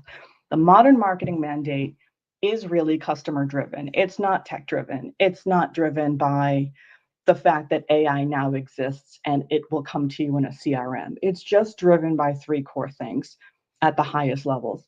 Number one is a significant shift in the balance of power between customers. By the way, a role that we play in our B2B purchasing lives, and vendors, a role that we also play in our B2B marketer lives. And we know this because of the way that we buy and the way that we observe our buyers buy. So what does it look like? What it looked like many years ago, or even 10 years ago, is that if I wanted to buy something, there was information I wanted that only the company that was going to sell me something really had, or that group of 3 companies that could sell it to me. So let's just say I was in the market for a learning management system and I was an HR professional. I was really dependent on the educational content that they had on their websites. If I wanted it, I was expected to give my email. If I gave my email or phone number as a required field, my phone was going to ring and the sales process would begin. If I wanted pricing information, I had to make that call. I almost absolutely had to talk to sales. Maybe in some cases I talked to a peer, but really that was generally behind a gate as well. If I wanted a reference, I might go to you as an HR vendor and say, I would like 3 of your references. Also, I would like for them to look kind of like me. Maybe I'm a Series C company, maybe that's important to me. Maybe I want someone in a similar geographic background. Maybe I want a company that doesn't have a CHRO because that's who I am. Either way, you are going to go back to your CRM as that company selling to me and make a decision about what type of references I talk to. All of this power you had, again, we could do this all day. I'm not going to ask you to do that. What I will ask you to do is just compare that to now. If I'm interested in the customer reference, I'm going straight to G2, TrustRadius, or other peer review sites like that. I might just go on LinkedIn and say, hey, anybody use XYZ vendor? And people will answer me and they'll have a point of view on that experience. If I need pricing, I can do either of those same things. If I even care about how happy your employees are, I have Glassdoor. I just have all the information at my fingertips that you once held behind a gate, that I once held behind a gate. And now I'm just incredibly more powerful. No matter what we do with our tech stack internally, we have lost to this, right? To this powerful machine in our pockets that connect us to everything. So we still have to improve, but we're at a disadvantage already. The next thing is the ratio of how much of the buyer journey took place in person, on the phone versus digitally. Now, it really depends who you ask. I actually was on a session today as a watcher. I just watched a session today, and one of the speakers said 80% of the buyer journey takes place digitally. And I literally rolled my eyes and thought, yes, we know. But I'm saying it to you again because it actually really is an important part of this story. If that entire buying process, it's 80% if you ask one research firm, it's 79% if you ask another, it's 85 another. Doesn't matter where we land, it's clearly mostly digital. Nobody wants to talk to a salesperson before they're ready. And that means that those experiences that are digital, largely owned by marketing, have to be relevant. They have to build trust. They have to be personalized. They have to take into consideration signals that we once didn't get until that person was on the phone with our sales team. And that salesperson decided to create an account plan and document all of those signals there, likely on paper and with pen. So very much related to number 2, that third piece is it means that whoever has that best experience, that best digital experience, wins. And that best digital experience means it meant something to me as a prospect. That's going to be a big factor in building trust. You seem to understand what questions I had, Mr. Vendor, Mrs. Vendor. You asked them, you were there to answer them when I needed it in channels in which I searched for them. Your website was educational. You built trust with me. I have early brand preference. That's what that means to win that digital journey. And that's really difficult with the stacks that we have. I'm going to go back to 2014 for just a moment because I want to get into the heads of sales and marketers and customers during these times and again trace how we got here. Lead scoring, again, marketing automation era. Sales, we get bad leads. Marketers, you're not working the leads we give you. It's a classic conversation if you get out of your seat in 2014 and you went to the ladies' room and you ran into a peer in sales. This is exactly what happened in sales. And the customer was very tolerant of the process, seemed to go along to get along, and said, yeah, eventually I'm going to give you my email because I'll need to get something behind to get on your site. And you will call me, and that is how it goes. 2018 or around, predictive analytics and ABM sales had a resistance initially to things like predictive lead scoring. I know better than the machine is something that I heard quite commonly. Marketing striving to really begin that alignment, to really start to say, we want to be accountable for pipeline, we want to be accountable for revenue, we don't want to be a bearer of load volume, we want to be engagement architects, let us in. And the customer is increasingly saying, we're totally going to figure this out by myself. I don't want a high pressure sales call really at any point. I've decided that I'm going to sort of self-navigate this, self-educate, digitally conduct my journey so that I don't have to be bothered with what was classically a fairly pushy sales process. 2024, here's what we're all saying. Sales is now saying, I need to understand the territory, right? Or swap territory for something else, some other way that sales tends to look at the world. But I'll use territory. I need to understand in this territory, who's capable of an enterprise deal? Who is showing signals that matter to me as a vendor? We'll dive into that a little bit as well, because there are thousands of signals and there's only a few that are going to matter to the very specific people to whom you sell. We're going to think about what that looks like through a very particular lens in a moment. Marketing is saying, hey, we're tracking intent and signals, and they are, but what they're not able to do, even now in 2024, is really organize those signals in a way that is queryable, right? We've moved on from queries. We're not just looking at a static field and saying, hey, give me everybody that has a company size of this volume, plus maybe a stacked signal of a recent download in the last 2 months. That's my list, let's go. It's not that. The signals don't live in the database, but we still need to have them to have a relevant conversation. So we're saying we're tracking it and we're doing our best to do so, but we don't really have the technology to do it.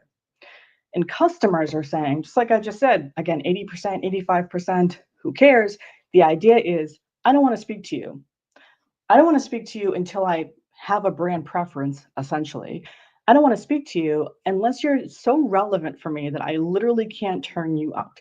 You're in a channel I respect that I'm sort of in anyway, and you've got a message for me that probably stacks a number of signals that, again, don't just exist, aren't just out there in the universe for me to, pluck as a B2B marketer, but that really means something to me, signals that actually mean something to me.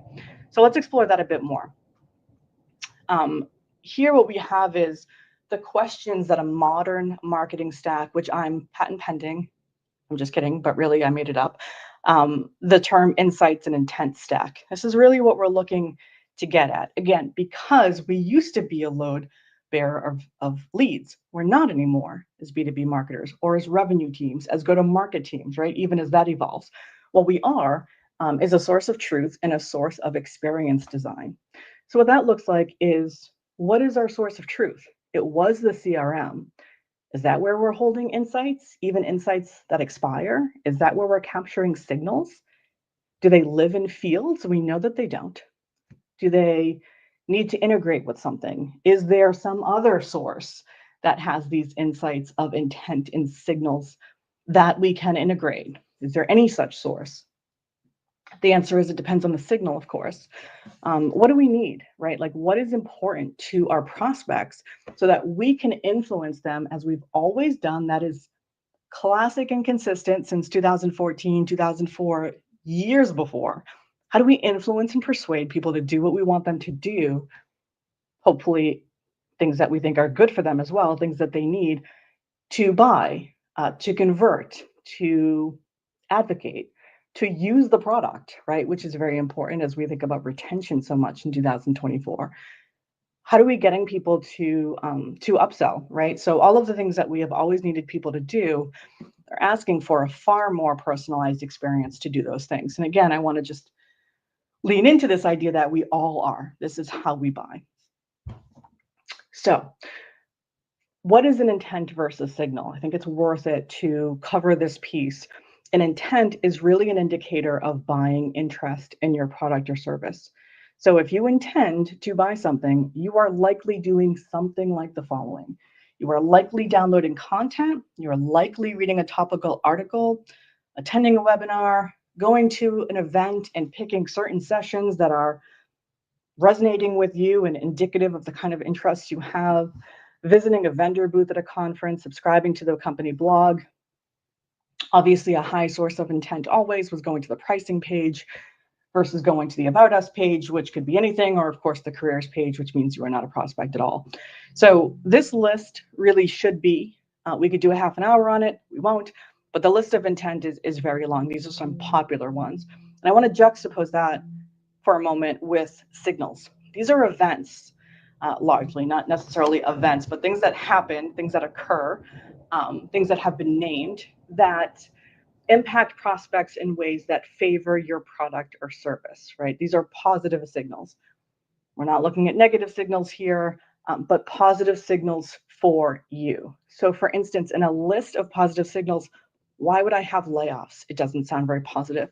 But if you are a recruiting firm of some type and you place fractional individuals or you place contractors, you understand that a company that just conducted layoffs probably still has work to do, but doesn't want to pay full-timers to do it. Now we can check about whether that's awesome or not, but it doesn't matter. The fact is, if that's what you sell, a layoff is a really, really important signal for you. An upcoming layoff is even better, knowing about that sooner than later. So these, again, are positive signals for your product or service, and they commonly look like job changes, right, for prospects. That's something that's very interesting for you, maybe, depending on what you sell. Company funding, generally a positive sign that you've got someone on your target account list and they've acquired some capital. A merger and acquisition. Again, if you sell certain types of services or products, this could be huge for you. I worked at a consulting firm not long ago, and one of the things we specialized in was combining 1 or 2 or 3 or 4 CRMs that people had quite literally acquired along the way as they conducted merger activity. So merger and activity was a really important signal for us, and we led with that if we talked to a prospect. We covered layoffs. Folks are really transparent because they have to be if they're in public companies and they publish something like a 10K. They detail what risks they hold. They really have to. We trust that they're being relatively honest there. It is a very significant statement and document. There's gold in those 10Ks. If you sell the public companies, there's really a lot in there. There's a ton of signals.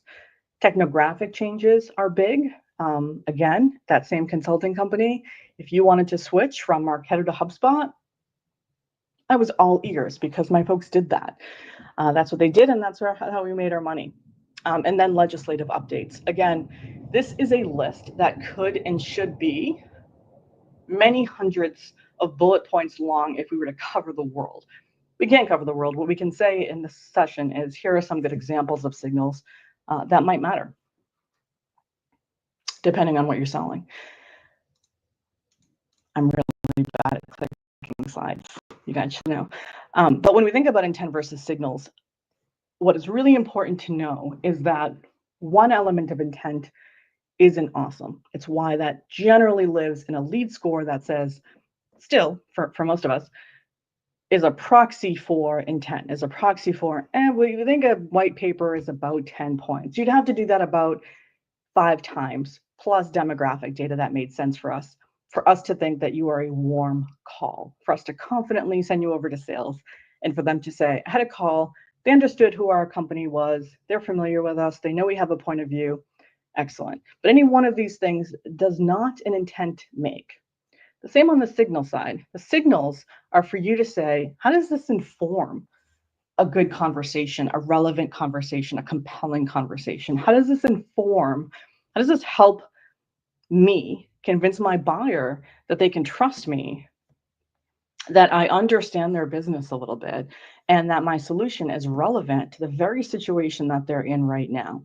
So one of these is often not going to be enough for that, but stacking them and thinking about them as a family, thinking 2 is better than 1, 3 is better than 2, 4 is better than 3 is the best way to apply it, but it's the hardest way to activate it as well, because that's exactly what our tech systems don't do. Again, if these were just 4 fields, they would do it. You could build that query. You might be afraid some of it was wrong, but you absolutely would come up with a list. Those signals on the right-hand side of your screen don't live in your database. They're not queryable. So there's ways that we have to find new ways to listen for.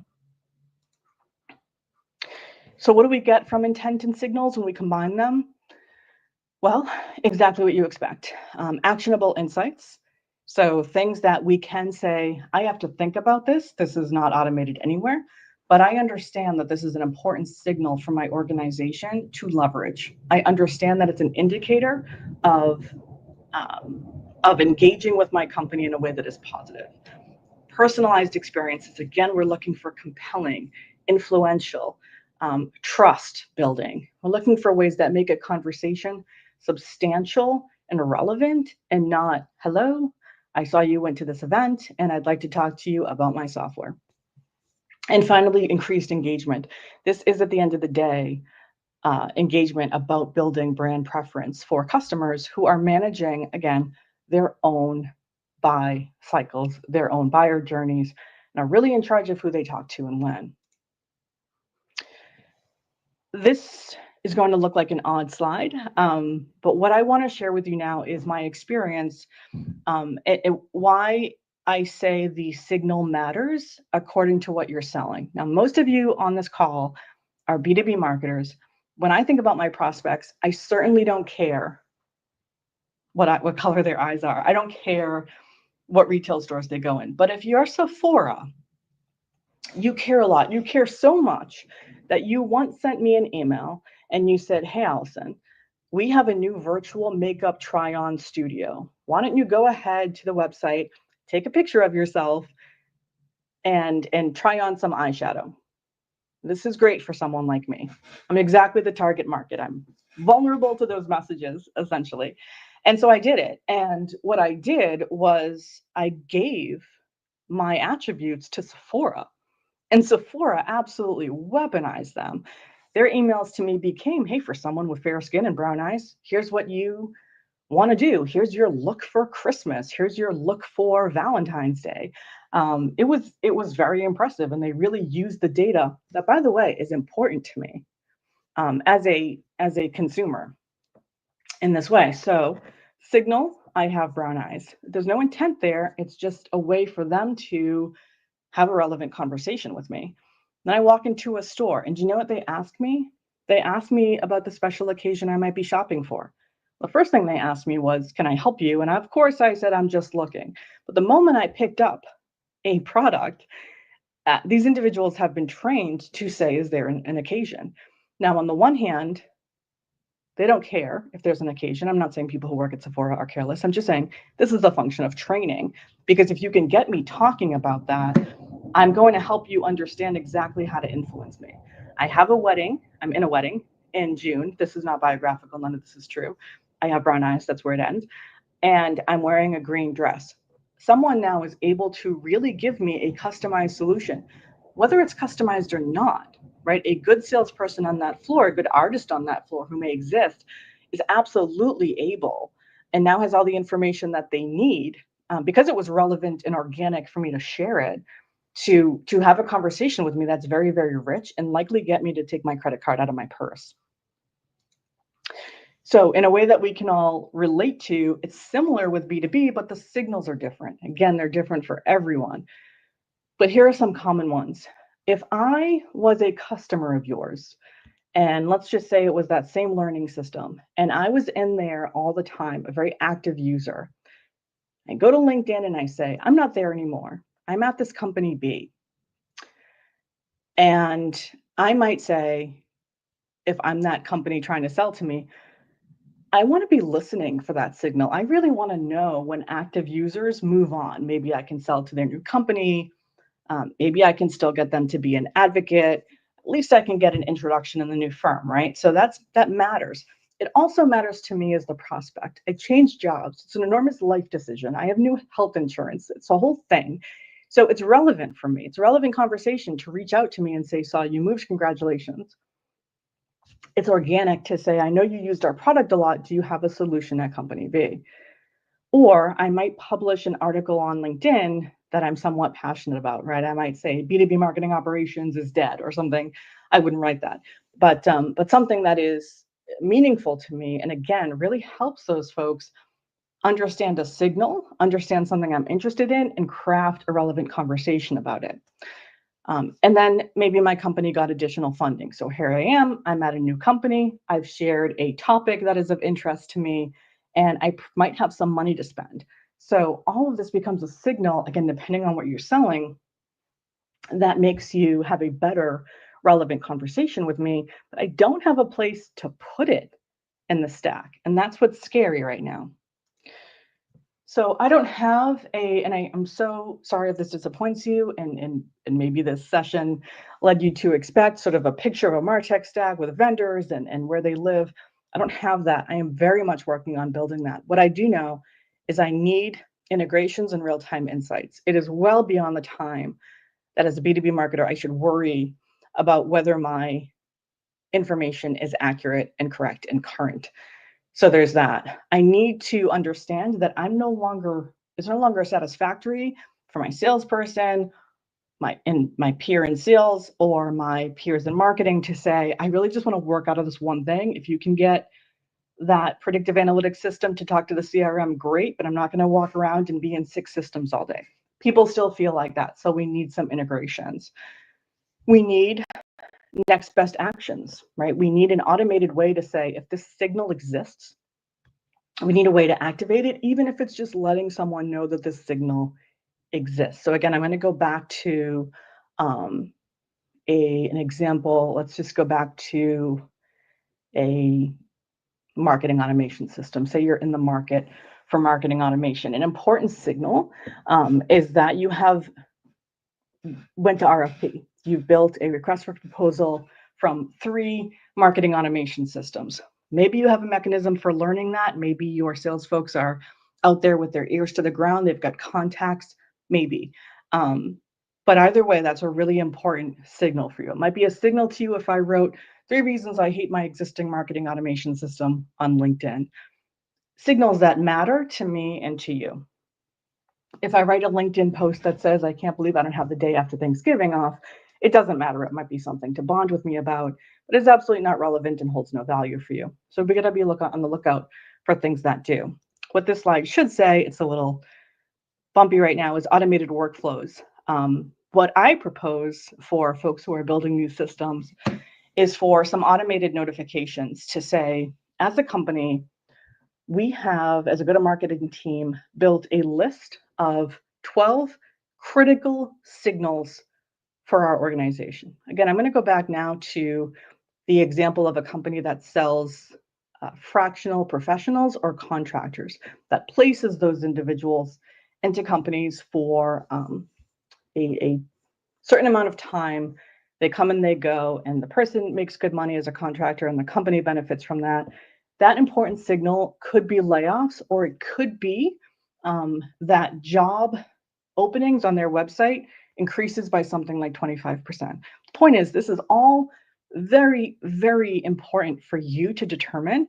And my ask of an intent and insight stack is, tell me when 3 of those things happen.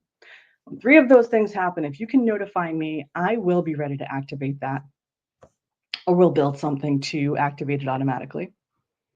So as we wrap up, my ask is to conduct this exercise. Exercise is really simple on this sheet of paper, but activate your go-to-market team and determine, before the tech allows you to do anything with it, be ahead of the tech. Don't get caught flat-footed like we did in 2014, 2016, when we said, we've got intent data, let's just put them in the same campaigns we ran before. Figure out what your top signals are, even if you can only apply them to your top 25 prospect accounts. But do the work of saying, if you could know anything about our prospects, what is the thing that you could craft a conversation around? What is the thing that you would lead with in a booth conversation if you could? What do you want to know? And then we'll worry about how to capture it, and we'll worry about how to activate it. I can see we're at 3:30, and I know I talked a little quickly, but I've been Allison Snow. I'm absolutely thrilled to be here, and I truly hope you got some value out of my session. Thank you. Thanks for joining us. It was so great. I loved your session. Thanks. Catch you later. Oh, I didn't mean to. Okay. So we're about done with our event. Our final speaker is Justin Rowe. He is the CEO at Impactable. It was originally established as Link and Learn, a LinkedIn lead generation agency that was acquired. After the acquisition, Justin pivoted the company into Impactable, a leading LinkedIn agency, ads agency. So we're excited to have Justin join us today. Hey, Justin. Thank you for that introduction. Is it Yeah. all mine now? Yep. Let's get, so your slides are showing, and if anything else you want to jump around in, we should be good because it looks like we're just seeing your screen. So you're good to go. Okay. They were telling me that sharing my screen was dangerous territory, so I'm flexible. I have my slides up here, and I can pivot if we needed. But so yes, thank you. I know you guys are wrapping up the experience here, and so I will try to keep this two things: short and sweet. Well, probably a third, and actionable. So I built, for 10-second backstory, I built Link and Learn, a LinkedIn lead generation agency on kind of demand generation principles with organic LinkedIn that then turned into amplified by paid, and then kind of turned into an acquisition where my agency was acquired and turned into a full service LinkedIn agency and then more. So I kind of have a different spin on selling through LinkedIn, combining paid and organic. And I kind of want to walk through orchestrating B2B buyer journeys and using kind of this multi-channel marketing ecosystem to do so.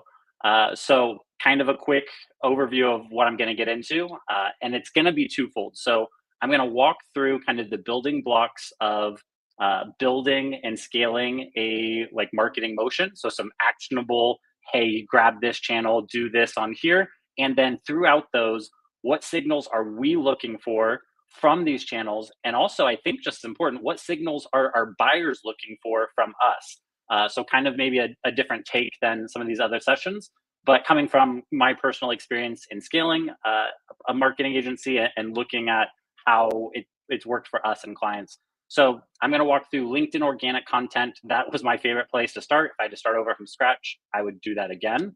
I then believe amplifying with LinkedIn ads makes sense. Looking at those digital signals, what industries you're having more traction with, looking at kind of the buyer intent and trust signals from there. I really believe in paid search as far as in-market signals, people telling you that they're actually in the hunt for what you do. I'm a big fan of retargeting, a retargeting matrix, looking at those signals that kind of verify that they are interested, they're consuming content, even after they've left your website, and things that let you know you're probably building trust with that group. I'm a huge fan of omni-channel remarketing and kind of creating that everywhere effect. And I think for our buyers, that creates this kind of trust signal for them as well. And then website visitor identification and also nearbound, kind of as you create these, how do you know that we're moving down the right path? How can I tie it all the way back to organic and see the traction that's coming there and leverage that for more personalized buyer journeys, a LinkedIn connection request and a personalized message, an email that kind of hits the right person at the right time with the right triggers in their journey. So we'll go through here. I started my journey with LinkedIn organic. So if I show my profile here, I've now accumulated over the last 5 or 6 years about 80,000 followers. And I have accumulated through this kind of the signals of just what is resonating with my audience, what are the topics, the pain points. And I love organic as a starting point because it's kind of one of those areas where you can get a lot of high motion out there with low friction. It's way easier to get a lot of content out there without having to go through a lot of approval process with if you're at a bigger org. You can get a lot of things out there and then you can start testing the signals and you can kind of see what's really resonating. And 80% of B2B leads from social media come from LinkedIn. And this is kind of a quote from HubSpot. but I really believe starting with organic is kind of a really lightweight way to test the waters, get initial signals. And the things I'm looking for is, especially on a new platform, what demographics are more active and resonating with my content, which content is resonating with them more. So what topics, what trends, what things, and I'm taking those learnings and kind of then amplifying it with paid ads. I'm a big fan of using a mix of video content, image and text, trying a lot of things, and again, letting the prospects and the buyers and my network kind of give me those signals of what's working, what's not working, and what they want to see more of. Then the next phase is I like to take what is working organically, and then I really want to amplify that and kind of scale it. So one of the big drawbacks about organic is that you post something in the feed, it gets buried in the feed, and before you know it, even if it was a top performer, you're trying to revamp it, refurbish it the next month and publish it, and it's kind of a relentless cycle. You also have to, send targeted connection requests if you want to grow your network intentionally. You also, the real secret that people don't tell you about growing a organic channel or an organic following is that it's actually way less about what you post, although that is very valuable. You actually have to put a lot of work in to engage with the people around you to grow an organic engaged following. So if you can have that organic motion, you can get some traction and you start to see what works. Starting usually around that time, you're actually getting, revenue, you're building up a decent motion, you're building a pipeline. And then you start to move into this time where you have more, you had more time than budget, but hopefully, ideally, you start to get to this phase where you have budget and you need to buy some of your time back. Amplifying what's working with paid ads is a great way to kind of pivot and scale what's already working and not start from scratch. So a lot of times, I really like to pair LinkedIn organic content with the LinkedIn paid thought leaders ads. And one stat that I found, of course, this is published by LinkedIn, is that LinkedIn ads reach about 14.6% of the world's population, with 63 million decision makers using the platform. So the one thing that's different on LinkedIn than any other platform is that people actually, B2B buyers, actually log into this platform specifically to be influenced on buying decisions. They're not logging in usually to be entertained. They're not logging in to kill time. They're logging in to be influenced on buying decisions, whether they realize it or not. A lot of them are.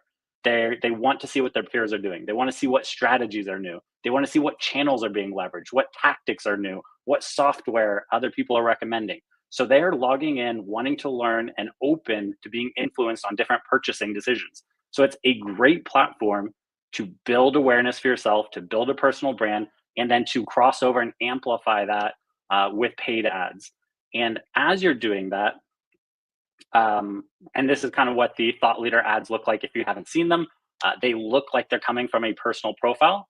The only difference is it'll say promoted in partnership with or promoted by your company.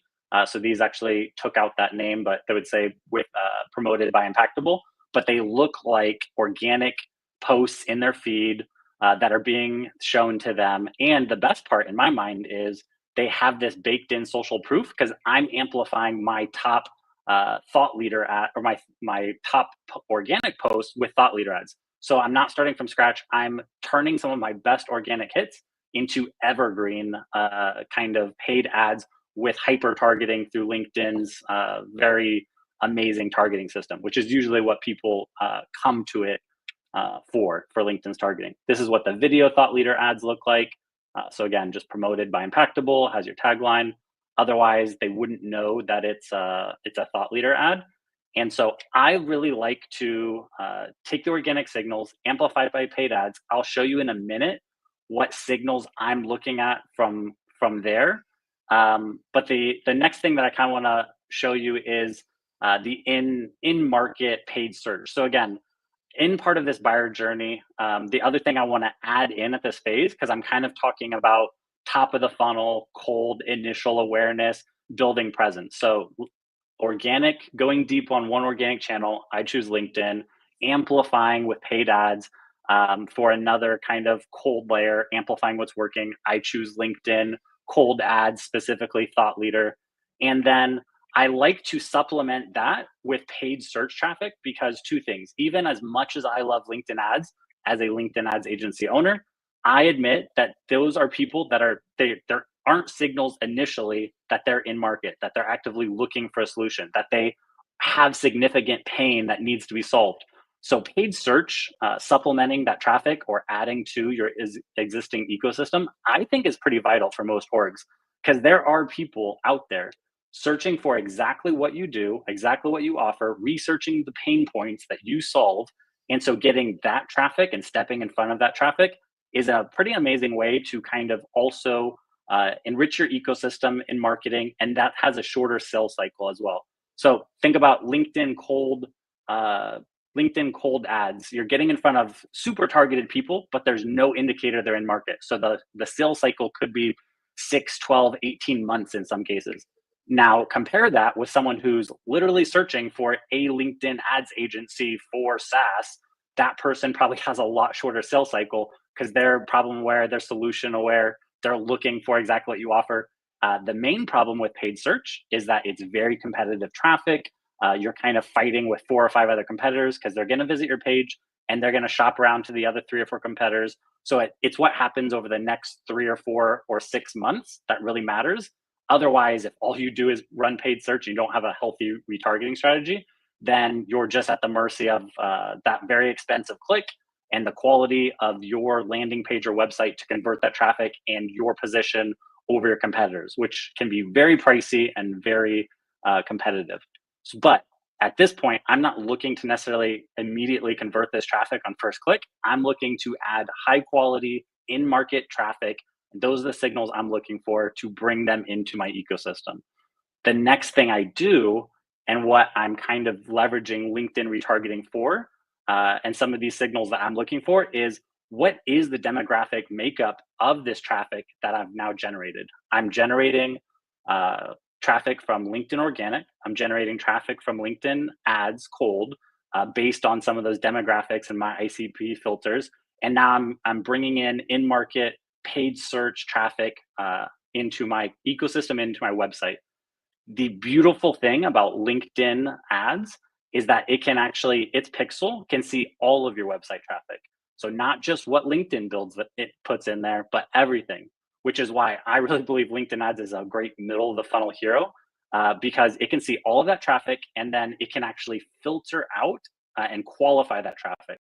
So no other platform can do this, where I can say, okay, all of my website traffic, whether it's from organic, SEO, blog, Facebook, or Google, I now want to filter it down to company size 50 to 200, seniority, director level and above, job functions, executives, and marketing leaders. And I want to just distill it down to that and start getting back in front of them. And obviously, we all know the power of remarketing and retargeting. It can increase conversion rates by up to 150%, which to me is pretty powerful. So one of the things that I've really latched on is this idea of retargeting, and I've built out a really nice kind of 6-month framework of how I map out a lot of LinkedIn accounts, but we'll skip over that. Now we can get to the good part here. Now that we have all of this in motion, now that's the force that's kind of putting the right ingredients into our marketing ecosystem. So from here, we kind of want to look at what signals we are seeing from this. And one of the things I love is on LinkedIn native, you can start to see the signals of where you're getting more traction, what industries, what company sizes, what seniorities, what job functions. You can start to read little indicators and signals inside of native campaign manager to kind of show you where you're getting the most traction, where you might be wasting your money. There are better ways and better tools to see that. Shout out to Fibbler, which is a great low-cost software that does one function very well. It shows you the influence of LinkedIn ads on like current pipeline. So it kind of shows you like those signals if that's actually having an impact. One of the things I like, Demand Sense, will show you the actual accounts that have exposure to your LinkedIn ads. And it will let you kind of also sort by industry, company size, job titles. And you can start to see the signals and distill that by campaign. I can run a retargeting campaign, and then I can look specifically at the accounts that are most engaged with my ads. So that is a great kind of signal to say, okay, because less than 3 or 6% of most website visitors are converting and booking a call or sharing their contact info. So there's a lot of other things that I want to do before I get to that point, or if they're not getting to that point, to try to tee up these leads for my sales team to jump in, or for me to see if my targeting is working. Being able to see the exact accounts and companies that are engaging with my ads, how engaged they are, and having that control, that's a pretty amazing signal. And then being able to see what industries, what company sizes, and what job functions and seniorities I'm getting more traction with on that specific platform, that opens up a whole nother realm of possibility of segmented retargeting. I can say if they visited my website and they're an IT service company, a 50 to 200 in size, I want to create a specific campaign for them. I want to create unique graphics and design and copy that speaks directly to their specific pain points. And then you don't have to just have retargeting in general. You can segment out and you can see where you're getting the most traction, and you can start improving the ROI of your overall motion by drilling down and segmenting meticulously through there. The next one I have is, this is kind of the signals I want to send to the prospect. I absolutely love the idea of building multi-channel presence, and it's most cost effective to do it in retargeting. So if you have an ABM list, you might build this out all in the initial layer. You want to saturate a very tight group of people across multiple platforms and create this everywhere effect. For a lot of others, SMBs, if you have a decent sized TAM, you want to kind of drill down in your cold initial touch campaigns to your very specific, most profitable segment. But then in retargeting, if they make it to your website or engage with different things, you kind of want to be everywhere for them, over the next 3 months. So I really like to retarget on programmatic and do CTV and native and video. I like to do Meta retargeting, LinkedIn retargeting, of course. And then I like to also add in an additional touch of website visitor identification, which is another great signal, because again, if less than 6% of people that are making it to your website are actually converting and booking a call with you or filling out a form, you want to make the most of the data you have, the signals you have. And so website visitor identification is one of those things that absolutely should be part of your arsenal, especially if you have US-based heavy traffic. And you want to use that to do a couple of things. The first thing is to understand the quality of traffic you're attracting and segment that by source. So if I can get a better understanding of the traffic that's hitting my website from the different sources, I can understand the quality of that traffic, maybe make tweaks in targeting.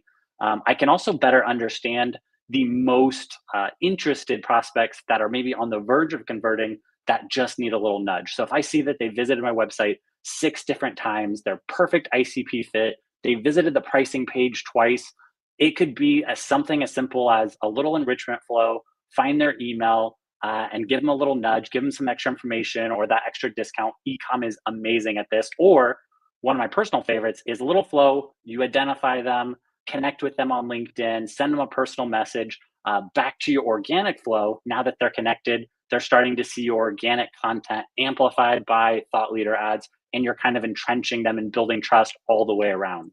So website visitor identification is a great part of that. The other one that I don't think people really know about or talk about is this idea of, I starting to hear it take off, and I know people are getting annoyed with like these different terms but nearbound. I do actually like that term. And so if you're not familiar with that, instead of outbound where you're going out to cold audiences, nearbound says if there's audiences that are in my ecosystem that I can kind of capture and reach out to, I'll have a better impact with them. So Sales Navigator has come a long way. It's an amazing tool. It was one of the primary things I used in my initial business. I kind of got away from it. And now that I've revisited it in the last year, check this out. You can put all of your ICP criteria. So mine is usually, I would go after this 50 to 200. I'd probably dial this down to maybe this here. 50 to 200 is my sweet spot. We do serve some of these bigger ones. I can say they also recently viewed my profile and they're not connected to me. So their second or third connection, they're in one of these job functions, these seniorities. I can exclude all these titles. So I can take what would be organic, I can take my profile viewers, which if you're just doing it manually, you're looking through it like this and trying to figure out, is there any leads in here? Is there anything I can do with that? That's a very manual process. It's worth doing if you don't have the tools or the budget. But Sales Navigator makes this really easy. Do I have ICP fit prospects viewing my personal LinkedIn profile who are not connected to me? And then a very simple flow could be set up.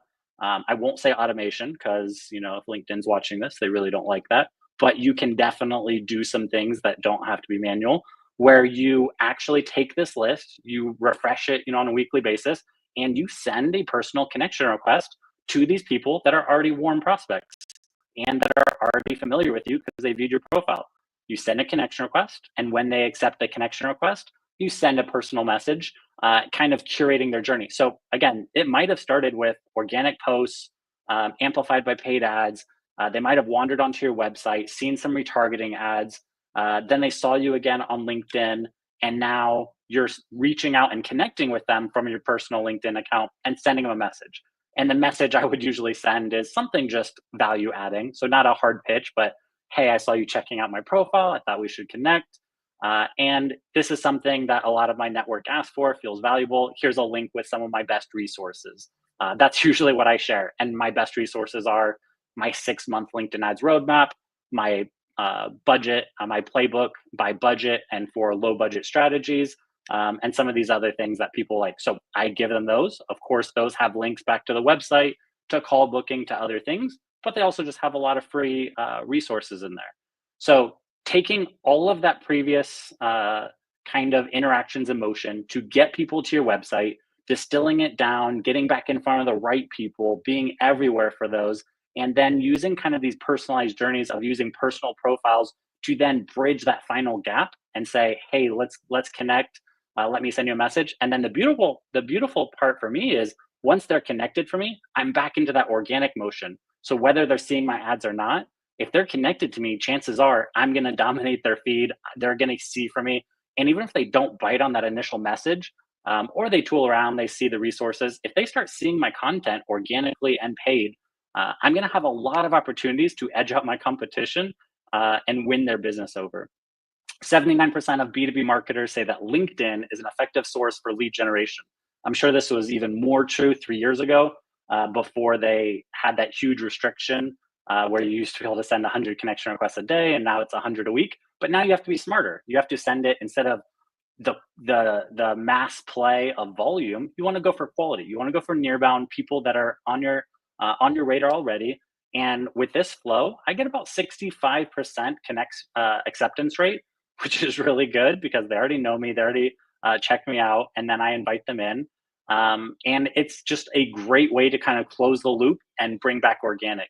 And so again, kind of wrapping this up and looking at the signals and tying this back, the organic signals. So when I'm doing the organic link, the organic motion, I'm looking for follower activity. I'm looking for engagement. I'm looking for what they show interest in, topics, trends, or resources that they gravitate towards. Those are amazing signals that I can then use to curate in journeys with my outreach messages, with my emails, with my ads that I run.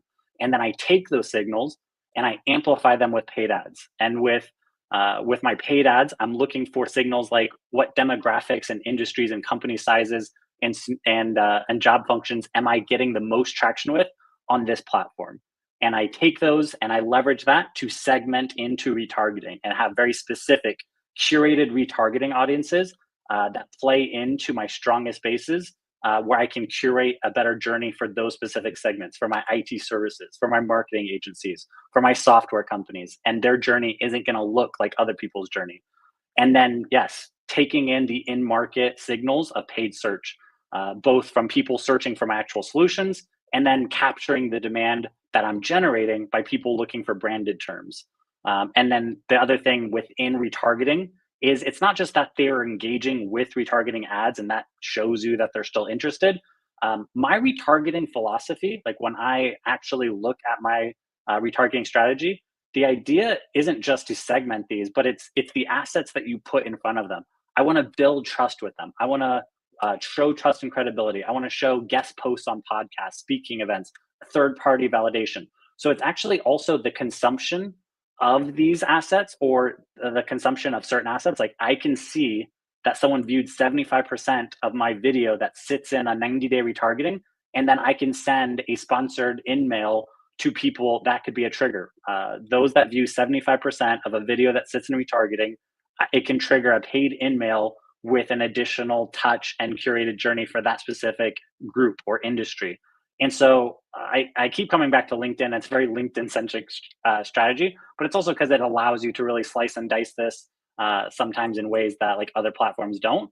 But taking all those signals, you can kind of see like curating the journey and segmenting it, and then bringing it all the way back to organic, where once again, I'm trying to take my paid channels, and if I can, use paid channels to funnel people into my organic kind of communities where I'm free to build trust, nurture them, and stay in front of them indefinitely without ad spend. So organic first, amplify with paid ads. I use paid ads to funnel them back to organic communities. And it's a very efficient kind of ecosystem approach to leveraging the signals, curating journeys, and also growing kind of this omni-channel approach that I don't think a lot of people have really tapped into. This good looking guy, just kidding. That haven't really tapped into as much as they could or should. So that is pretty good timing, about 3 minutes left here. What I have some additional resources. I'm not sure if I get to share this slide deck or if you have access to that. So if not, you can definitely reach out to me, and I'm free to provide any of these resources. But yeah, that was kind of my talk there. Amazing. Thank you so much for sharing all that information. I just want to reiterate, if you guys want any of this content, please hit up Justin on LinkedIn. But thank you again. Okay, so a huge thank you to our speakers who put together all these amazing presentations. Another reminder, if you are registered, you get access to all 15 plus hours of content. Just head over to signalbasedmarketingsummit.com. We also want to congratulate all of our nominees. If you want to see who our winners are, those are currently now being posted on LinkedIn. So make sure to show them some love. They're great people to follow and stay up on the latest trends. We also want to thank our registrants. This has been an incredible event, and it's really because of you. If you had feedback, want to speak, know amazing speakers, please hit us up on LinkedIn. Our final item is ERI, a research partner, has released a new study on buying patterns and how these patterns have been impacted by the election, and what B2B companies are changing. So check it out. The link will be below in the live stream, so on YouTube, LinkedIn, or you can download your copy at signalbasedmarketingsummit.com. Thank you again, and we really appreciate everyone who tuned in.